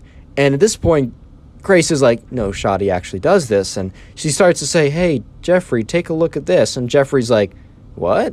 And that's when it happens. The Minecraft kid, full force, takes his fist and punches it at the tree. And a little spoiler here, it doesn't break into wood logs or wood planks. It just breaks his hand. I'm not laughing like I'm just laughing not at him, but just at how crazy the situation is, bro. All of a sudden, right, you hear, ah, my hand! And the Minecraft kid, like, collapses to his knees, and Grace is like, oh my god. And Jeffrey turns around. At this point, everyone turns around and starts running, right, because they hear yelling. And the camp counselor and all the kids, like, run up to the Minecraft kid, and he's like, oh my god, my hand hurts so much. And the camp counselor immediately is just like, oh my god, what happened? And, you know, at this point, the Minecraft kid's like, why didn't it work? It should have worked. And at this point, Grace, who saw the whole thing, you know, tells the camp counselor he just punched the tree. And the camp counselor was like, Minecraft kid. He obviously said his real name, but he's like, Minecraft kid, why? And he's like, it worked. It should have worked. It should have broken the tree. And everyone's like, oh my god, oh my god. And the camp counselor goes up to him and says, hey, can you flex it? He tries. He's like, ah! And then the camp counselor asked some other set of things because they were trained if like someone got hurt to see if it was like a sprain or needed like immediate attention. And the camp counselor kind of deduced that it was either a really bad strain or something broke. Basically, it was bad enough that he thought that like he needed to go back and go to the hospital to have it checked out. So the camp counselor was like, all right, guys, I don't know how to break this to you, but we're going to make a slight detour back. Everyone just, no one was like, oh man, because they were like, dang, this is kind of serious. So they were like, all right, like, that's fine. Like, we don't care. Like, that's okay. We get it. And so, yeah, the Minecraft kid is like holding his hand, and the not the teacher, but the counselor is like, all right, don't move that too much. You don't want to like put any pressure on it. Just make sure like keep it up with the other hand. And they walk all the way back to campus, and the ambulance is called, and the Minecraft kid is taken away. And Jeffrey and Grace just kind of look at each other like, well, that was not exactly how we were expecting that to go. Subscribe if you haven't already, and now go watch another video. There's some on screen, some that recommended. Go watch one, I'll be very happy. Today we have a story time of a Minecraft kid who gets caught hacking on a server while he's streaming on Twitch. And the subscriber reports the Minecraft kid to the admins of the server, and he ends up getting banned and has this crazy freak-out reaction on stream, and it's pretty funny. So yeah, sit back, relax, leave a like on the video to claim your free nothing, and let's get right into it. So the subscriber who sent in today's story, which by the way you can send in stories to my Instagram or our Discord server, both are in the description. We're gonna call him Teddy, and I also got that name from the comments. Anyways, right, so Teddy, he knew this kid who went to his school, and this kid was kind of like, he was kind of known as kind of like a bully or whatever. This kid was not a nice kid, and we're gonna call him the Minecraft kid, because this kid was known, because he wasn't just like a bully slash a bad kid, he was also, you know, a up-and-coming Twitch streamer, and by up-and-coming I mean like 5 or 10 viewers. And look, no disrespect to people streaming with 5 to 10 viewers, honestly, that's kind of impressive in itself. I mean, obviously, it's not thousands and thousands of streamers, as the top people do, but trust me, there's so many people streaming with less viewers. If you have 5 to 10, that's pretty cool, man. So anyways, right, he was kind of an up-and-coming, in a sense, Twitch streamer. It wasn't enough to dedicate, like, being, like, a part-time job or anything, but it was a cool hobby. And, yeah, and this kid was pretty notorious, not just for that, but also for being kind of a big jerk. Yeah, and this Minecraft kid had actually ended up, like, bullying Teddy and a lot of his other friends, and just, like, other people around the school, and it's just, like, overall known as, like, not a good kid. I'm not gonna go through a bunch of examples of, like, what the Minecraft kid did, just make an assumption of, like, alright, I know a bully, and, you know, the bullies do X, so Minecraft kid probably did that. But anyways, right, one night, you know, Teddy went back home, and he didn't really have anything to do. And the Minecraft kid would only stream on the weekends, Friday night, Saturday night, because that's the only time his parents allowed him to do so. And it was a Friday night. Teddy didn't really have anything he wanted to do. He didn't have really, like, you know, his friends weren't going to do anything, and he was just kind of at home. And Teddy also played a bit of Minecraft himself, and he understood kind of the game mechanics and a lot of, like, the player versus player community, where if you don't know, you can kind of, like, fight other people and build worlds or whatever. But anyways, right, you know, he decided, you know what, let's just check in on Teddy's stream. And there was a reason why Teddy was checking in on the Minecraft kid's stream. It wasn't that he just randomly thought of the Minecraft kid, it was because of something that happened earlier that day. Yes, so while the Minecraft kid was known for bullying people, in fact, the day before, not the day before, but earlier that day, on that Friday, Teddy and the Minecraft kid were walking by each other in the hallway. And the Minecraft kid must have just been, like, feeling like he wanted to, like, do something to someone, because he goes up to Teddy and kind of pushes him up against a locker, and he's like, hey, buddy. And Teddy kind of just looks at him like, oh boy, where's this going? And at Teddy's school, you had to bring in money every day to pay for, like, your meal. So yeah, this is legitimately like when the bully takes your lunch money, like that kind of cliche. That's legitimately what happened to Teddy, man. The bully basically came up to him and more or less insinuated physical violence, because he kind of pushed him up against the wall and he said, hey man, if you don't want this to get any worse, I want to have an, like, double lunch today, so I'm going to need your money. And this is something that Teddy also regularly did, besides other things, right? And, oh, not Teddy did, the Minecraft kid did. So, you know, Teddy, who's a much smaller guy in comparison, one of the reasons why the Minecraft kid could get away with being such a bully is because he was just a bigger guy at this time. You know, eventually Teddy, you know, he complied. He was like, fine, whatever. And he eventually gives the kid, you know, his money. So obviously, right, Teddy is, 1, hungry, and 2, very upset at the Minecraft kid. Just think about how much of a jerk he's been to everyone, including him. And the Minecraft kid has just kind of, like, been on Teddy's mind for a while. So yeah, now we're back to where we left off, where Teddy's at home. He's got nothing to do on a Friday night. And he's been thinking about the Minecraft kid all day after the incident that happened during that day. And he thinks, like, alright, I'm bored. I actually want to see, like, one of the Minecraft kid's streams. Because while Teddy had, like, known that he was a Twitch streamer, he never watched his stuff. He never really went out of his way to actually sit down and watch a live stream. However, he was aware that the Minecraft kid streamed on, you know, Friday and Saturday nights, and since it was a Friday night, he decided he might as well check in. And sure enough, the Minecraft kid was streaming. The Minecraft kid happened to be streaming on some random multiplayer server. I don't exactly know what it is. I don't think it was Hypixel by the description the subscriber gave to me, but it's probably big enough that, like, you know, it wasn't one of the friend servers. It was an actual, like, Minecraft server. And it was kind of like a free-for-all type thing where you could go around, like, mine resources, build, I don't know, like, build your own houses, but you also fought other players. So it was like PvP plus building plus survival plus like a little bit of anarchy, but there's a lot of rules or whatever. And it was some type of server like this. And, you know, Teddy immediately realized that something just seemed a little strange with the Minecraft kid stream. This kid was getting like really good hits. Like he was hitting, like when he was fighting other players to get their gear, he just noticed that like the hits were really clean and they were also like just strangely far away, and he was just getting combos and clicking really fast, and it just seemed kind of strange. And at this point, right, the Minecraft kid was streaming on Twitch, and he was streaming with like 5, 6, 7 viewers or something. So not a whole host of viewers. But, you know, the Minecraft kid goes into his menu options, and he like flicks open a command or something to check something. And sure enough, like, you know, Teddy is sitting there, and he opens up some hacking client by accident. He opens it up really quickly as he was trying to open something else, and Teddy sees it. Like, on there is, like, reach and, like, kill aura and all these kind of, like, hacks that you can use in Minecraft to, like, beat other people. You know, cheating, though. It's all cheating.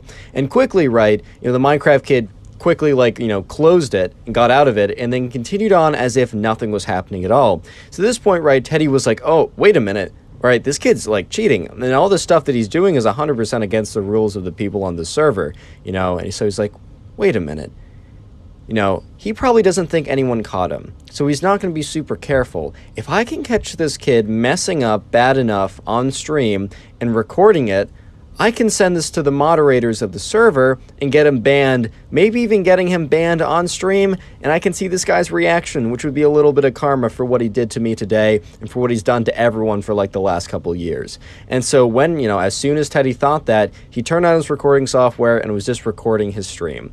So, you know, the Minecraft kid continues to go around, you know, killing people, doing stuff that like seems like, you know, he's just really, really good, or he's cheating slightly. It's kind of hard to tell when someone's like, they're just hitting people a little bit too far away. It's just sometimes hard to tell when it comes to that stuff. So the Minecraft kid just keeps going ahead with, like, what he's been doing, going ahead with his life, just, like, going on, you know, mining blocks, like, building stuff, you know, defeating players. And at this point, Teddy's getting, you know, he's feeling a little hopeless because he kind of feels like he's been watching the stream for, like, 45 minutes. He's like, is this really how I want to spend my Friday night? Like, I'm just watching my bully's stream, giving him views, basically, right? I'm giving him, you know, attention and clout on the platform he wants to grow on. I'm giving him, like, viewership and watch time. Why am I doing this? Like, he probably won't even make the mistake again. Like, yeah, he opened up his hack client for, like, a second, but I wasn't able to get it on camera. What are the odds he does it again? And as Teddy was thinking that, the Minecraft kid, who had gotten sloppy again, accidentally opened up the client. Actually, no, this time he didn't accidentally open up the client, but he thought he opened it up in another window so that the stream wouldn't see. And sure enough, right, the Minecraft kid went into the settings and he upped the reach a little bit, so now that he could, like, beat players a little bit more, like he could hit them from slightly farther away. And then he also turned on an auto clicker. So afterwards, right, Teddy's watching this. He's like, no way. Like, this kid thinks that, like, he's, like, on a different window, that he isn't streaming this. And at the time, right, there's only, like, 4 other people streaming. And no one else in the chat really seemed like they were saying anything. Teddy, like, said to me in the DMs that he, like, has a theory that the Minecraft kid had, like, 4 other accounts open. Like, his iPad, his little brother's computer, just had those things open watching his stream because his chat was completely dead. But anyways, that's beyond the point. So things are about to get really funny when, you know, one of the admins is alerted to what happened, sent the video, and, you know, bans the kid, and he has a crazy reaction. But I don't want to disrupt the flow of that part of the story. So if you made it this far into the video, I want you to comment Steve down below. You might be thinking, why Steve? Well, 1, I don't want it necessarily to always be related to a word in the video. And 2, Steve is the name of the Minecraft guy that you play as. So yeah, if you want a heart, or you want to farm some hearts, get top commenter on the channel or something like that, comment Steve down below. I'm going to filter the comments by Steve and heart a bunch of those. But anyways, right, Teddy's sitting there and is realizing that, you know, he just caught the Minecraft kid cheating, and cheating super obviously. So all of a sudden, right, there's on the website for the server, there's a submission place if you want to report someone for hacking not in game, if you have some kind of like proof or something like that. And apparently, right, the mods were pretty active that night. I think like Friday and Saturday were kind of peak hours or something. So Teddy files a report.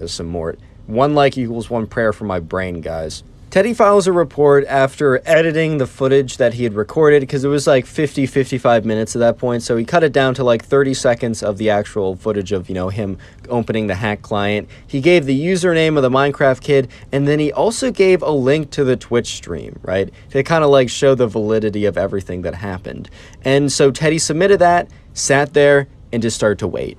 And Teddy was watching as the Minecraft kid continued to engage with other players, like, you know, beating them up, you know, as he did almost in real life, but without any hacks. He was just built different in real life. He was just a big kid. And yeah, he was just beating people up in Minecraft, taking all their stuff, and kind of just being a bully in the game as well, which is like fine if you want to do that, as long as you're not breaking the rules, which he was. By the way, don't hack on any servers. You will get banned, as this kid did, and lose everything and all your progress.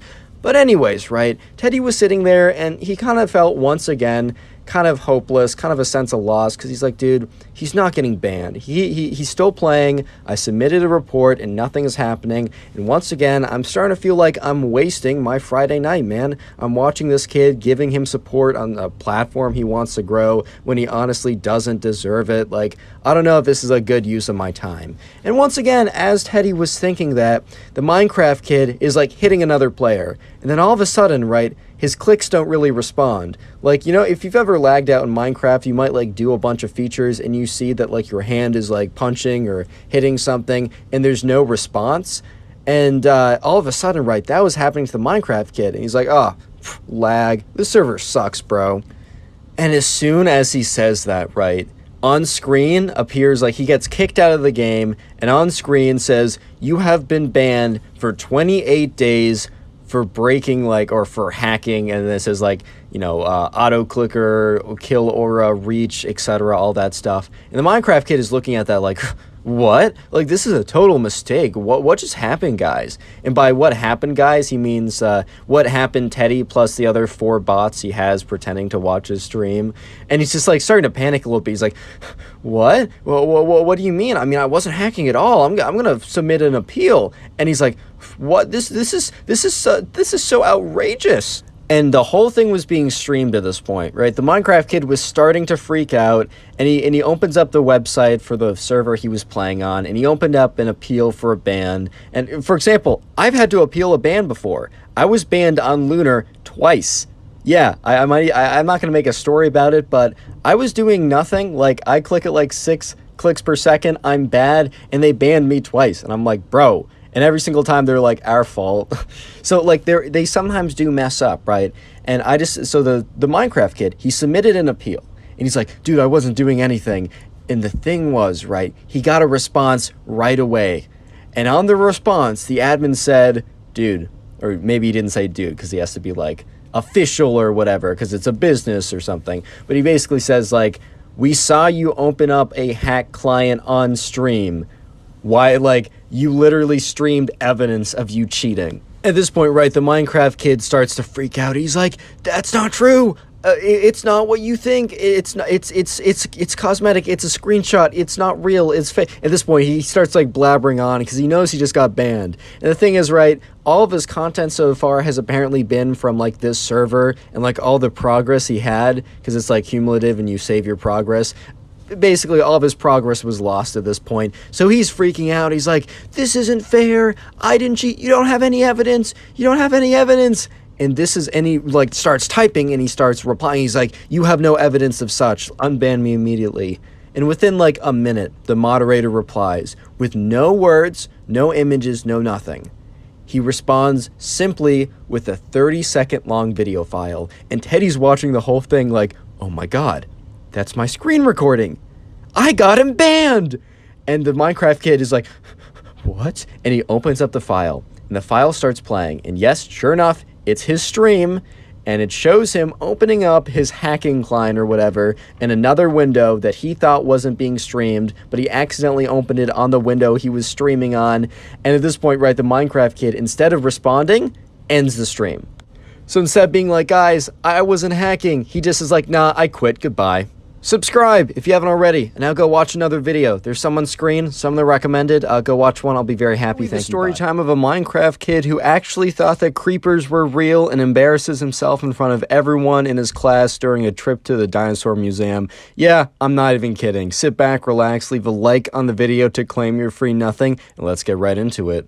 The subscriber sent in today's story. We're going to call her Jade, and I got that name from the comment section. So if you want me to use your name, your friend's name, or really any name you want, leave it in a comment down below, and I'll do my best to try and use as many of those names as possible. Anyways, right, so this story happened to Jade when she was in 2nd grade, and she's a bit older now, so this was a little while back. But back when Jade was in 2nd grade, her class was doing this unit on dinosaurs and kind of dinosaurs, prehistoric era, everything like around that, fossils, all that good stuff. And they've been studying it for a while, and kind of the big thing for any 2nd grader at that school, and it was kind of known that like for the 2nd grade, their big thing that they would do is they would spend like about a month covering dinosaurs and the kind of the prehistoric age, and then at the end of their long kind of study, whatever, and I mean it's 2nd grade, it's only so rigorous, but like at the end of the day, right, they spent a lot of time learning about dinosaurs, and kind of the big payoff for this big kind of month-long study is that they take a full day-long trip to a really big dinosaur museum that's somewhat near them. It's still like 45-minute bus ride away, but it's a pretty fun day, and it's kind of known for everyone in the school as like the big fun day that all the 2nd graders have. And yeah, at this point, right, it's about a week away, and Jade's getting pretty excited because it's a pretty big deal. And I'm going to introduce another character into this story. He is the Minecraft kid. There's nothing more I need to say besides he's in Jade's class, and things get very interesting very quickly.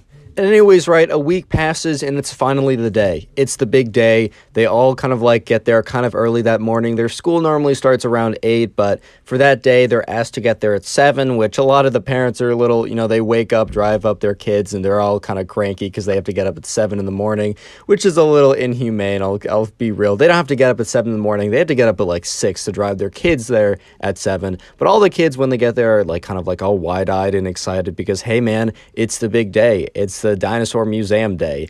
And so anyways, right, Jade, she goes in, and Jade has kind of a friend group of 2 other people, so it's kind of like a 3-person friend group, and they all walk onto the bus at the same time. And the thing is, right, the bus seats are by 2s, so they realize that, all right, so one of us is going to have to sit next to like the other 2. And they make it to about the middle row, and all the other seats behind them are filled, and they decide, you know what, let's just sit on this row. So the row has like 2 different sides, and the 2 of Jade's other friends take the 2 seats on the other side. So Jade is going to take the aisle seat on the other side of the bus, right? And there's a kid sitting in the window seat, and this kid happens to be, you guessed it, the Minecraft kid. Anyways, right, they sit down, and Jade's 2 friends kind of space off / go to sleep because they're still a little bit tired. As excited they are, they're kind of tired, and the thing is still like 30-45 minutes away, so they kind of go to sleep. But Jade is kind of awake, she still has enough adrenaline in her to keep her up, and she's kind of excited to go to the dinosaur museum. So she turns to the person next to her, which is the Minecraft kid, who, she doesn't know that well, but, they're friendly enough because they are in the same class. And she kind of just says something to Minecraft kid along the lines of, hey, like, are you excited? The Minecraft kid said, yeah, this is a pretty big deal. I'm really hyped. I've, been thinking about it all night. I couldn't even really fall asleep that well last night. And she was like, yeah, honestly, same. This is going to be a really, like, exciting and fun day. And the Minecraft kid says, I'm so excited to go see, like, to try and find my favorite dinosaur of that period. And, the Jade is like, oh, that's really cool. And the Minecraft kid says, oh, before I tell you mine, what's yours? And I don't know, Jade says something, I don't know, pterodactyl or something. And then Jade's like, oh, what's your favorite Minecraft? What's your favorite Minecraft? No, we're getting to that in a second. What's your favorite dinosaur of the time period? And the Minecraft kid said, oh, I'm a big fan of the creeper. And she's like, oh, I haven't heard of that one. And the thing is, like, Jade had no idea what Minecraft was at this time, and it's only in, like, retrospective, looking back on this event, that she thought it was so funny what actually happened. But yeah, the Minecraft kid said, oh yeah, it's like a green, it's a little small, it's like on all fours. And he doesn't say the part about how it explodes, right? He decides to leave that detail out, and Jade's like, oh, that's really cool. I don't remember us having a unit on it, but I must have just, like, not paid attention. We covered a lot of material. And yeah, the Minecraft kid's like, yeah, I really hope I'll find an exhibit, and if not, I'll ask around.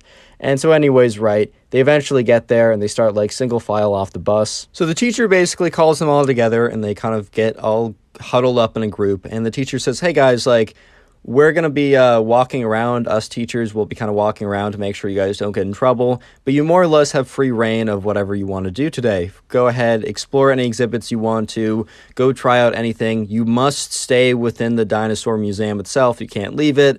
Stay on the first 3 levels. If you have any problems, like, just come to the front desk, which is right over here, and points to where the front desk is on the first floor, and says, and they'll be able to contact us as we've given them our numbers and the school's number. So yeah, anyways, guys, that's all we really wanted to say. Go off and have some fun. And the teacher says, oh wait, one more thing. At 12, we'll be having lunch, so please return to the first floor for that. And then afterwards, for about 30 minutes, we're going to have a guided tour. And then for the next hour after that, you're free to go about and, like, look at whatever, sculptures like dinosaur footprints or museum, whatever you want to look at, feel free to do that afterwards. So anyways, right, Jade and her friends, they go off and they start looking around. And they're going around and they're looking at all the things that they learned, and they're recognizing, and they go up and they see, like, real life dinosaur footprints, and then they walk around this kind of recreation of, like, the prehistoric era. So there's these, like, fake bushes and a big fake dinosaur statue, and it's actually pretty cool.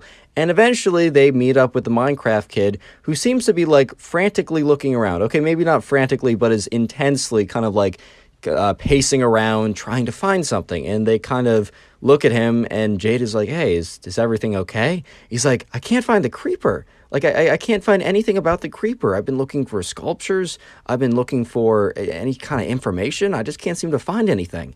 At this point, right, Jade had no idea that this was, in fact, not a dinosaur, but instead was a Minecraft character that the Minecraft kid assumed was real. And since there aren't any creepers around today, he assumed that since, spiders in Minecraft are real, skeletons are technically real, the creeper must have been real too and just, went extinct. So he was really looking forward to finding, the creeper exhibit at this dinosaur museum. And he keeps looking around, and Jade's like, hey man, like, maybe ask someone at the front desk. So eventually, right, lunch came around, and Jade and her friends, went down to the first floor, and they got all together, and the teacher said, hey, there's a lunch, you can stand in line for it, and then go sit down at the table. So they go in line, they get their lunch, and then they sit down at the table. The Minecraft kid, after like 10 minutes, he gets there kind of late, because apparently he's busy trying to find the creeper, exhibit part of the museum, and the teacher's like, Jade is too far away to audibly hear what the teacher says, but the teacher's like, hey, like, the teacher looked a little upset that the Minecraft kid was so late, and then the teacher points to the food and then points to the tables, and the Minecraft kid gets some food and then sits down at the table, and Jade's like, oh, were you successful in finding the creeper exhibit? Remember, at this point, Jade has no idea what Minecraft is. So she legitimately thinks, like, the creeper is some more kind of, I don't know, niche, obscure dinosaur from back in the day, and she just is like, oh, did you find the exhibit for your favorite dinosaur? Because she was able to find an exhibit with her favorite dinosaur, so she just honestly felt bad. The Minecraft kid so far has been able to say that creepers are dinosaurs to, Jade, because she doesn't know any better, but the Minecraft kid is about to ask the tour guide and be, like, really persistent about it in front of literally everyone, and it's pretty funny, but I don't want to interrupt the flow of the video, so I'm going to do the little comment thing now. Comment Ben. I'll heart your comment if you do it. And also, feel free to comment Ben multiple times. Like, you can go down and comment it like 5 different times. I guess there's a more decent shot I'll actually see your comment and heart it. Either way, if you don't get a heart, don't feel bad. I'm going to heart as many as I possibly can, just to say thank you guys so much for watching. And also, like, if you haven't already done so, join the Discord, link in the description. You can submit stories there and also talk to me occasionally. Anyways, right, back to the story. So lunch is over, and now it's the like mandatory 30-minute tour guide. And so the tour guide's like, all right, guys, so we're going to go around and check out all the exhibits and just like go over things. And if you guys ever have any questions, just let me know. And before he's even able to finish that sentence, bro, the Minecraft kid, his hand shoots up, and the tour guide's like, yeah, what's up? And the Minecraft kid said, when are we going to see the creeper exhibit? And everyone kind of just looks at him. And the thing is, right, while Jade didn't know what a creeper was, most of the guys and a lot of the girls in his class actually did know what a creeper was. Even if they didn't play Minecraft that much, they were at least aware. And some people started to laugh. And the Minecraft kid looks at him like, kind of like with this look of like, why are you laughing at me? Like, I simply asked the question, where's the creeper exhibit? Which, like, as if, like, no one's gonna, like, laugh at that a little bit, but whatever, right? And the tour guide, like, Jade had no idea what a creeper was, so kind of gave him this look of, like, what are you talking about? And he's like, I don't understand what you mean. And he was like, well, I'm just wondering when, because, like, we're seeing the pterodactyl, we're seeing dinosaur footprints, when are we gonna see the creeper exhibit? And once again, you know, the tour guide kind of just looks at him, and the Minecraft kid kind of gives him this look. He's like, oh, this museum sucks. It doesn't even have a creeper exhibit. At this point, right, the teacher's like, Minecraft kid, obviously says his name. We'll just give him a name, right? We'll just call him Minecraft kid. The teacher was like, Minecraft kid, don't say that. And for some reason, right, the Minecraft kid must have been super excited to see the creeper exhibit at the dinosaur museum and was just really upset and disappointed that they didn't have one, that he kind of went on this tirade and he kind of stuck with it. And he was like, well, what do you mean stop? I mean, this is a museum, right? This is supposed to be the biggest, the greatest dinosaur museum of all time, and they don't even have a creeper exhibit. This place sucks. And at this point, it's like super, super awkward because the tour guide's just kind of standing there like, dude, I have no idea what you're talking about. Everyone in the class is kind of looking at him like he's crazy because they know what a creeper is, bro. They know what a creeper is, and they also don't, you know what else they know? They know that a creeper isn't real. The Minecraft kid looks at the tour guide straight on and is like, how could you work at such a fraudulent facility?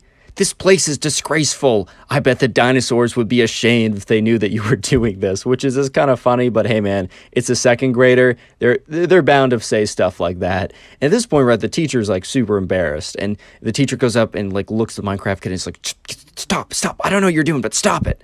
And, you know, she's like, oh, I'm so sorry. I'm so sorry about this. And at this point, right, another kid in the class speaks up, and he looks directly at the Minecraft kid, and he's like, dude, what are you talking about? You know that creepers are fictional, right?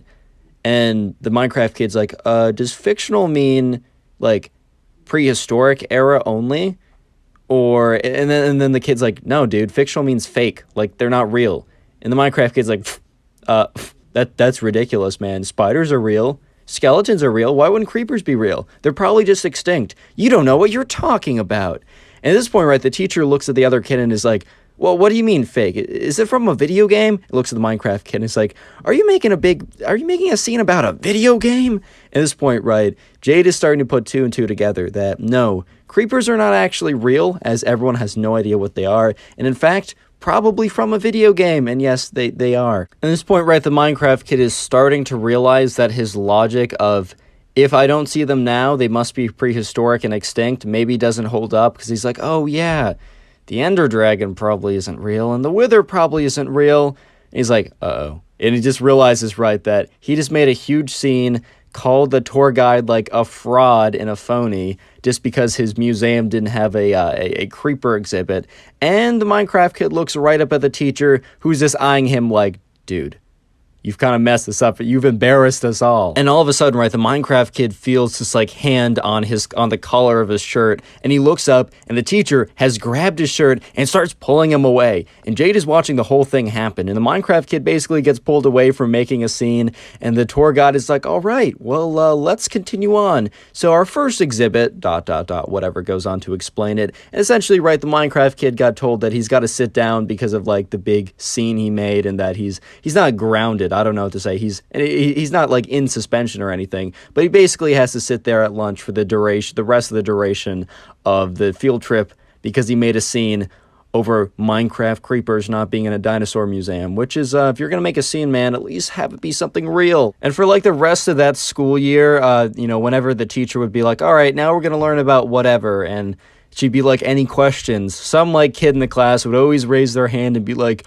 yo, when are we going to learn about the creepers? And then everyone would like start laughing. So unfortunately, right, the Minecraft kid kind of became the laughing stock for the rest of second grade, but he learned a pretty valuable lesson, and that is creepers are not real. I kind of feel like you wouldn't have to learn that lesson, but apparently you do. Subscribe if you haven't already. Now go watch another video. There's some on screen, some that recommended. Go watch one. I'll be very happy by. Today we have a story time of a Minecraft kid who gets caught hacking, and it's a pretty great story of instant karma. So yeah, sit back, relax, leave a like on the video, and let's get right into it. So the subscriber who sent in today's story, we're going to call him Mike, and I got the name Mike from the comment section down below. So if you want me to use your name, your friend's name, your dog's name, any name really, leave in a comment down below. I do look through the comments for a new name. Anyways, right, so Mike, the subscriber who sent in this story, he actually owns a server where people can go on and play Minecraft on, and it's not like a massive server. This isn't like secretly Hypixel or something. Like, this isn't like the owner of one of those massive clients, or servers, I should say, but it's still big enough that, like, it's not his full-time job since he's still a teenager, but it's worth the time that he puts into it. There's at least, you know, a couple hundred people on at all times, which is really impressive. But anyways, right, this story happened back, I don't know, a little while ago, so his server wasn't as popular as it is now, but, you know, he did still have like 10 to 20 people on it almost all times, or at peak times, I should say. Not as many people on at like 2 in the morning, but he gave me a story of this time that this kid came on and it was obviously hacking, but instead of instantly banning the kid, he decided to mess with him first, and it turned out to be a pretty funny story. So anyways, right, this happened one day, and, you know, Mike was just, you know, checking his server, you know, seeing if everything was running correctly, talking to like the 2 or 3 other people that he had help him. At this point, the server didn't need like full-time paid staff, so these were like his friends slash people he met online that like kind of volunteered their effort to help. And, you know, one day as he was just kind of chilling there, he got a report that, you know, there was some kid that was like suspected for cheating or whatever. And, you know, as, you know, he did, he went and he spectated one of the games. He got the username of the kid and he went ahead and spectated him, which basically means that he can watch this kid play on his Minecraft server without the kid seeing that he's being watched. So the owner of the server, aka Mike, the subscriber, he spectated this kid. He watched this kid play like a PvP duel against another guy. And it was pretty obvious, right, that this kid was hacking, right, that he was reaching from many, many blocks away. And normally, right, Mike would have just like straight up banned this guy, as it was pretty clear that he was hacking. But he noticed that in the chat, right, the Minecraft kid who went on the server and was like hacking and beating up other players, right, after winning the duels, when he was obviously like hitting them from much farther away than like was, you know, possible in vanilla, like he wasn't just really good, it was just very blatant, right? Afterwards, he was typing in chat like, you suck, you're so bad, you're the worst at Minecraft or whatever, like I'm so much better than you, like you're legitimately the worst player I've ever seen. Just being super, super toxic and saying stuff like how much better he was, even though he was the one who was like using cheats because he wasn't good enough to play normally, and these people probably would have absolutely rocked him normally. So in most cases, Mike would have just straight up banned this kid, but it's just because he was like being extra toxic. Mike was like, you know what, I have nothing better to do this morning, so let's just mess around with this kid a little bit before we ban him. So Mike notices that this Minecraft kid slash the hacker, right, there's kind of multiple features to the server. There's like a PvP side, but then there's also like an SMP style side where people can go on and like, you know, build in a survival world or whatever and have their progress saved. So the first step of Mike's trolling efforts is he wants to troll this kid in his pre-saved Minecraft world, right? So, you know, the kid, you know, Mike like kind of teleports to the kid and is still in like the incognito kind of like private spectator mode so that the kid can't see him. And he notices that the kid is going mining right now. And it is very, very clear that this kid has a texture pack on, aka X-ray vision, to help him find diamonds, because this kid is zigzagging all around with his mining trails and always seems to be finding diamonds, right? If you don't know, X-ray is like a texture pack that if you see on screen right now, like all the blocks, these are actually, there is a texture pack I'm using now, and you can go through and make different blocks, different like textures. And X-ray, it basically assigns a clear texture pack to everything besides like diamonds or whatever ores you want to be trying to find. So this kid is obviously using like a X-ray, which is illegal on most servers to use, and it's super obvious. So the first troll that Mike wants to do is, as the Minecraft kid / the hacker kid, we're just going to call him the Minecraft kid, as the Minecraft kid is cheating to find diamonds, and like he has at least 3 stacks of 64 diamonds in his inventory, Mike just goes in, uses one of his admin commands, and deletes one of the stacks, right? One of the stacks of diamonds. And he watches, and the kid is like mining away, and then he stops for a second, and it's pretty clear that he's like looking in his inventory and trying to figure out where his diamonds are. But then he goes back to mining, assuming that he just thought that like it was almost placebo, that he thought that he had 3 stacks, but he really had 2. And then Mike goes ahead and deletes the other 2 stacks. And this is when the kid stops again, and he just kind of like, he's looking, and he's like, his player isn't moving, and Mike is watching him. And then he notices in chat that the Minecraft kid types, "This server sucks, so laggy, just lost all my diamonds." So obviously, right, this kid is a little bit upset. So the kid is like, he's like, whatever, man, like this server is lagging out or whatever. So the kid starts to make his way back towards his base. And here's the thing, right? The kid has like a really good pickaxe and a really good diamond armor with some really like high level enchantments on it, which took him a lot of time to get. So Mike decides that this would be a perfect time to put a charged creeper in front of him in this like 2x2 tunnel that he made. If you don't know what a charged creeper is, it's basically like a creeper but like struck by lightning. And the damage it does is like 10-15x or a lot more than a normal creeper. And the other thing that Mike does before he drops the charged creeper is he teleports back to the kid's base and he breaks the bed. If you don't know, in Minecraft, a bed allows you to respawn at a set place where normally you would just respawn wherever the spawn point was. And this kid had built his base really far away from spawn just so people couldn't go in and like blow it up or take his stuff. So when, Mike, in his spectator mode, placed the charged creeper in front of the kid tried to like fight it, and then like obviously he couldn't beat it in time because Mike put like 2 other charged creepers behind him as well. The charged creeper exploded, destroyed the Minecraft kid, and the Minecraft kid respawned. But instead of respawning in his base, which would have sucked because he lost his armor and his really good tools, he didn't just lose his tools and his really good armor, he also was sent to the beginning of the map, super far away from his base. And while we don't know if he saved his coordinates or not, he started like having a rage fest in chat. So we're going to assume that he did not save his coordinates and he had no idea where his base actually was. Speaking of creeper, comment creeper down below if you'd like a heart. I'm going to go through and heart as many comments as I can that say creeper in them. And if you want a better chance of getting a heart, comment creeper like 2, 3, 4, maybe even 5 times or something. Don't comment it like too many times or YouTube might time you out or something. But comment it a few times down below and leave a like if you haven't already. But anyways, right, so the Minecraft kid was completely freaking out in chat. He's like, "This server sucks. It's so glitchy," or whatever. And obviously he's just mad because like he lost all of his progress in the SMP style aspect of the server. So when this happens, right, the Minecraft kid, he leaves the queue for the SMP and he goes in the queue for the PvP element, because the server is basically broken up into 2 pieces: the player versus player duels, and then the SMP style vanilla Minecraft type, survival, whatever. And so he's done with the survival aspect as all of his progress is now lost. And he goes back to dueling people. And he's using the most aggressive cheats and hacks ever. This kid is hitting people from like 6 blocks away. If you don't know, normally I don't think you can hit people more than 3 or 4 blocks. So this kid was hitting kids from like 6 blocks away. And then he was like, after like defeating them, as he obviously does because he's cheating super hard, he goes in chat and says, "You guys are awful. I'm the best at PvP. You guys suck. LLL." This standard toxic behavior. So at this point, right, Mike has already trolled the Minecraft kid a little bit, and he could just go ahead and ban him. But Mike, you know what? He wasn't done with his trolling endeavors. He had nothing he needed to do that day, and man, he had a lot of fun trolling him on the SMP style, so might as well troll him in the PvP as well. So he didn't want to make it super obvious, so Mike basically went into one of his like admin settings and changed his name so that it wasn't obvious that it was him. So then it was like his name was hidden and it was given like a new random name or something. So no one was able to know that this was actually Mike, aka the owner of the server.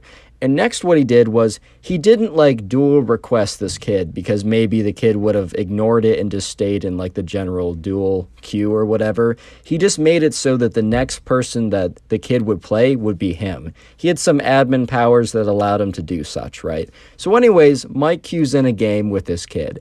And it's standard, kind of like Minecraft PvP. They have a bow, they have a rod, and they have a sword, and they have like golden apples or something. That's kind of their form of healing. And they go in, and this kid is missing all of his rods. The Minecraft kid tried to bow Mike a few times, but completely missed him. So obviously any hacks he had on were not for the rod or the bow, because he didn't even touch Mike at all. But when it came to actually swinging the swords at each other, this kid was reaching or being able to hit Mike away from so many blocks that it was so obvious that he was cheating. And the kid, sure enough, after like hitting Mike a bunch of times, and while Mike didn't die because he was able to kind of escape, kind of rotting the kid back so he couldn't touch him anymore and gappling up, which is aka eating his healing, the kid decided to go into chat. The Minecraft kid then said like, Mike, he didn't say Mike, he said like whatever like fake username Mike was using. He said insert Mike's fake username, right? You're garbage, lol, I'm so much better, right? Even though he was obviously hacking / cheating. So Mike had a set of commands that he had saved to kind of troll anyone if he really wanted to, and he decided to release one of them. So the Minecraft kid was about to heal up, meaning he was about to eat his golden apple that would heal some of his hearts, because Mike, even though being at a significant disadvantage, was pretty good at Minecraft and was still able to get some hits on the kid. So as the Minecraft kid started gappling up, instead of like a golden head or a golden apple being able to regenerate hearts, the kid instead, it was coded because he used some kind of like, he had some kind of preset commands that he had that instead the golden apple, instead of giving a regeneration effect, gave a poison effect. So at this point, right, after the kid eats the golden apple, right, he starts taking damage. And he immediately goes in the chat and is like, this server's so bad. Like, what is this? What is this glitch? This is the worst thing ever. And then Mike, starts fighting him again. And, right, the poison effect eventually wears off. And then the Minecraft kid runs away into a corner. And when the Minecraft kid runs away into the corner, Mike kind of lets him, he's thinking, oh, he's going to heal up again or whatever, right? But instead, the kid goes into the corner so he can exit Minecraft and go to his hack client and make the reach even more blatant. So when Mike and the Minecraft kid start fighting again, the Minecraft kid starts hitting him from like 8 to 10 blocks away. Super, super far. And at this point, right, Mike is just like, oh my god, right, like how is this even possible? And so normally this kid would probably be banned, but the anti-cheat doesn't ban people immediately so that the creators of the hacked clients don't, learn what triggers the anti-cheat. So this kid was going to be banned by the anti-cheat at some point, but Mike was hoping that he'd be able to troll him for just a little bit longer. So the next thing that Mike did was he replaced the sword that the Minecraft kid had and was hacking with a stick. So now, even though the Minecraft kid was hitting Mike from like 10 blocks away, it was doing literally no damage. And then once again, the Minecraft kid types in chat, this server sucks, it's glitching so bad. And the final thing that Mike does to troll this kid is he does the /kill command, and lightning comes out of the sky and just obliterates the Minecraft kid. And in chat, Mike types, he now undoes his username, so it's very clear that it's him, the owner of the server. He kind of ats the Minecraft kid and says, you're trash, lol. At this point, right, the Minecraft kid, instead of fighting back or saying like, no, you're garbage, like your server sucks or whatever, he realizes, because he would have done that to anyone else, but since he's the owner of the server, he's like, oh my god, like I don't want to get banned. And the kid said, good game, man. Because at this point, right, he just realized he's been fighting the owner of the server the whole time. He's like, oh my god, don't ban me, bro, don't ban me. He's like, good game, that was a really good fight. And the owner of the server, Mike, is just like, bro, come on now. And sure enough, yeah, the Minecraft kid's like, wow, that was such a good fight. Do you want to fight again? And Mike was just like, nah. And then he bans him. He's like, nah, banned. Subscribe if you haven't already. Now go watch another video. There's some on screen, some that are recommended. Go watch another video or I'll cry. Thanks, bye. Today we have a story of a Minecraft kid who actually fights his teacher. It's probably one of the cringiest / funniest stories I've heard in a long time. So sit back, relax, leave a like on the video to claim your free nothing, and let's get right into it. So we're going to call a subscriber who sent in today's story. We're going to call him Ben because it's kind of been a meme on the channel for at least a couple months to call like the subscriber or people in the story Ben. So I'm bringing that back for today. But normally I get names from the comment section. So leave a comment down below of a name you'd like. It can be your name, your friend's name. Doesn't even matter. Leave a name down below and I'll probably use it. Anyways, right, so Ben, he was in school and there's another kid. And as you can already tell by the title, yes, this was the Minecraft kid. He's back. Nah, it's a different Minecraft kid. Some people actually think that all these videos are about the same guy, and if that was the case, that would be a very, very interesting guy. That's all I can say. Anyways, right, so Ben was in class with the Minecraft kid. And anyways, the Minecraft kid was kind of known for playing Minecraft in class. He kind of thought he was going to go to, like, the major leagues of Minecraft, which no one was able to convince that doesn't exist, because it just simply doesn't exist. There's just, like, no major league gaming or something or you just can't really go professional to play Minecraft, at least not to my knowledge, or I really just don't think that's possible. But anyways, right, so, you know, I mean, this guy was always practicing Minecraft or playing Minecraft or doing bedwars or whatever in class as he sat kind of towards the back of the class and was able to cover up his movement with his, like, mouse pad or whatever.